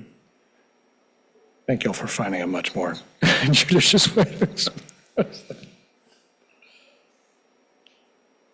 that. We had a few recommendations regarding transparency. One was to add vinyl siding to the list of exclusions. Going back to the aluminum panel limitation and focusing more on just metal generally and figuring out what else might need to be said there to make that appropriate. And then just because we've had some, we know that there's varying definitions of the terms facade and elevation, just to make that clear throughout the document that we're talking about elevations generally. Is there any issue with any of those? I guess I had a question. It's not really in here, but the proposed requirements had a 30% transparency. Was that just where it's facing the entrance card, or was that like throughout the development? We saw it as the facades that were visible from the entrance corridor, and the truth is, I think that's a pretty minimal amount for a ground level building in this district. We based it on a little bit more than what was in the RIO 29 form-based code. I think it was 20 and 15, or if I remember right. I could be wrong in that, but so we were comfortable imagining that that would apply to buildings that were visible from the corridor. We gameplay and imagine all these scenarios, but let's say the first person who decides to develop a site is not in the lots that we've been talking about, but they're 2 blocks in, you know, and it will be visible from the corridor for a time until other buildings kind of fill in between it. And for that time, we would like them to meet these transparency and facade articulation requirements, which seems right. My thought was just in relation to the fact that the entrance corridor in this situation is an active railroad track, that you could consider like relaxing that a little bit, and making it, 20% similar to the upper stories. But I mean, that's, Yeah. Whatever, that'd be great. It'd be, less requirement is better for future development, and they can always exceed if they decide their design yeah, requires right, it. because there's Yeah. no, right. It's easier to measure. Just to clarify, the RIO 29 is 60% on the ground floor transparency and then 40% upper stories. We've been finding that that's been a difficult point for developers to achieve. So when we looked at it, I don't think we really had we thought 30 and 20% wasn't a bad percentage. Should be easily achievable, yeah. Was there a category in that chart that was closer to the numbers I said before that's related to maybe not facing the corridor? I can't remember where we got our numbers. Maybe not this one, Okay, not that one. because we only have one. Okay. We're not as advanced. No, Yet. I'm not saying that.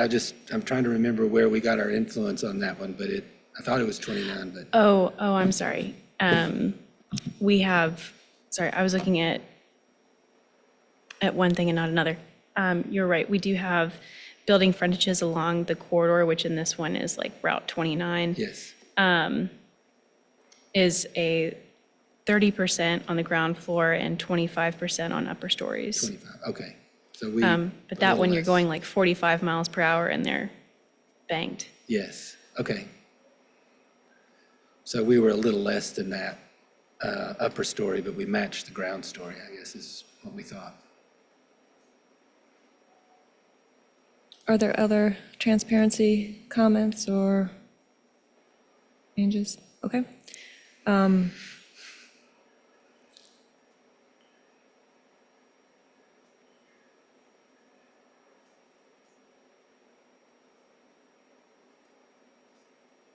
Are we Got on some building duplication materials now? here. Let's jump to lights and signs.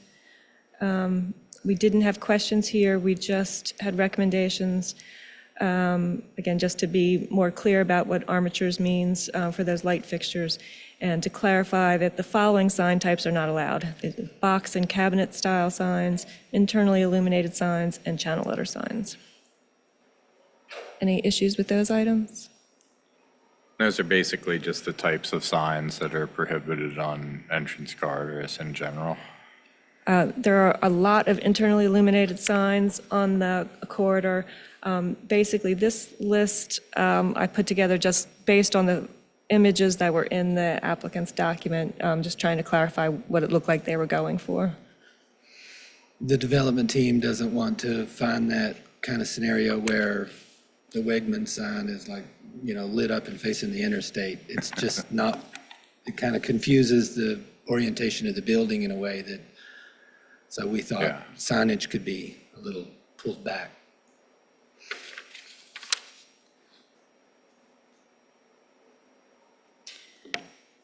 Any other comments on lights and signs? And the last topic was exclusions. We did have a couple questions for you there. Should permanent areas for outdoor dining be subject to ARB review? What maximum length of time should be considered temporary? So I think And the are state there of any- Virginia has a definition for a temporary building. I think maybe, I forget, or at least the University of Virginia does it. I can't remember what the term is. I think it's 3 years. And so another building permit is required for it at that time, just offering that as a precedent. And that definition was? Oh, I don't remember it precisely, but could check. I think either the state of Virginia or the University of Virginia or both have definitions for them, and then it's tied into building permitting so that they have to be removed after a certain amount of time. Right, and yeah, the other, the third question here was regarding the converted train cars, and at the time we were finishing up the staff report, we just didn't have enough information on the temporary structures and temporary uses and converted train cars to put much else into it here, but we do plan to do some more research on that, and we can come back to you with more detail on that. Is there any comment on the permanent outdoor dining areas?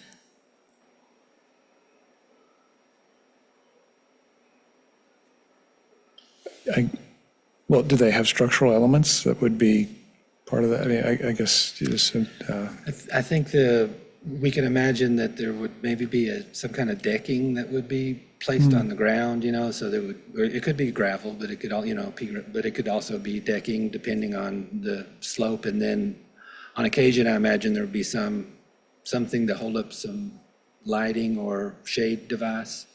But this is again to that kind of longevity and incremental, and I don't think anybody imagines the future of downtown Crozet as a collection of food trucks. These are all just energy building, kind of temporary, trying to get kind of the ball rolling. And so we're happy to take guidance from staff and you guys on how best to describe, something that would allow for people to become familiar with the property and become engaged with it through programming and entertainment and eating outside. And then that goes away and buildings appear, So I think that's our idea,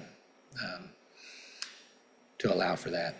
I imagine it's a little bit like the Ix Park example, just the momentum that they got moving through with a lot of things outside.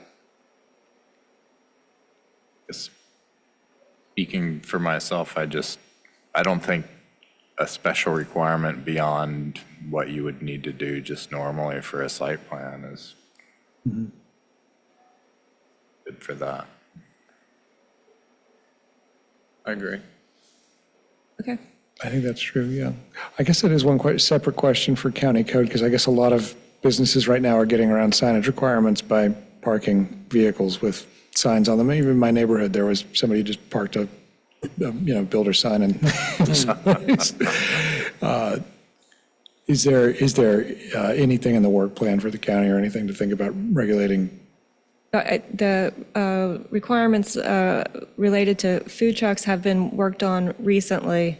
I think that, and I don't think there have been very many applications submitted yet, and I think none of them are associated with permanent outdoor dining areas. People are just driving their car into the parking lot, and that's the extent of that. So just trying to look ahead and see what potential issues there might be. Yeah.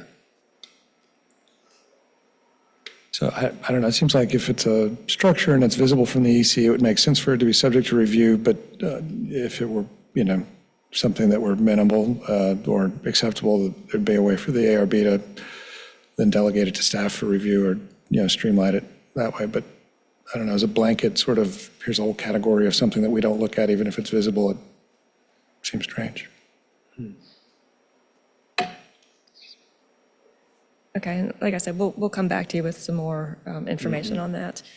That is the end of the list of questions and recommendations. I think staff can talk with the applicant on what the next step might be. Maybe some revisions and maybe another work session might sound like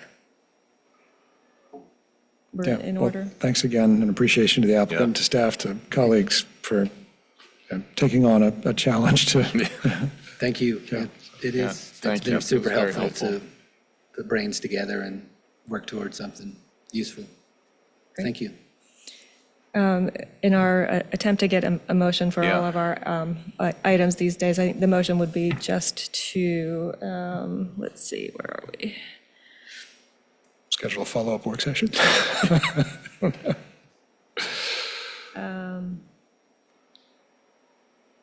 Oh, we're out of order. To forward the comments and recommendations to the applicant as discussed by the ARB in today's work session.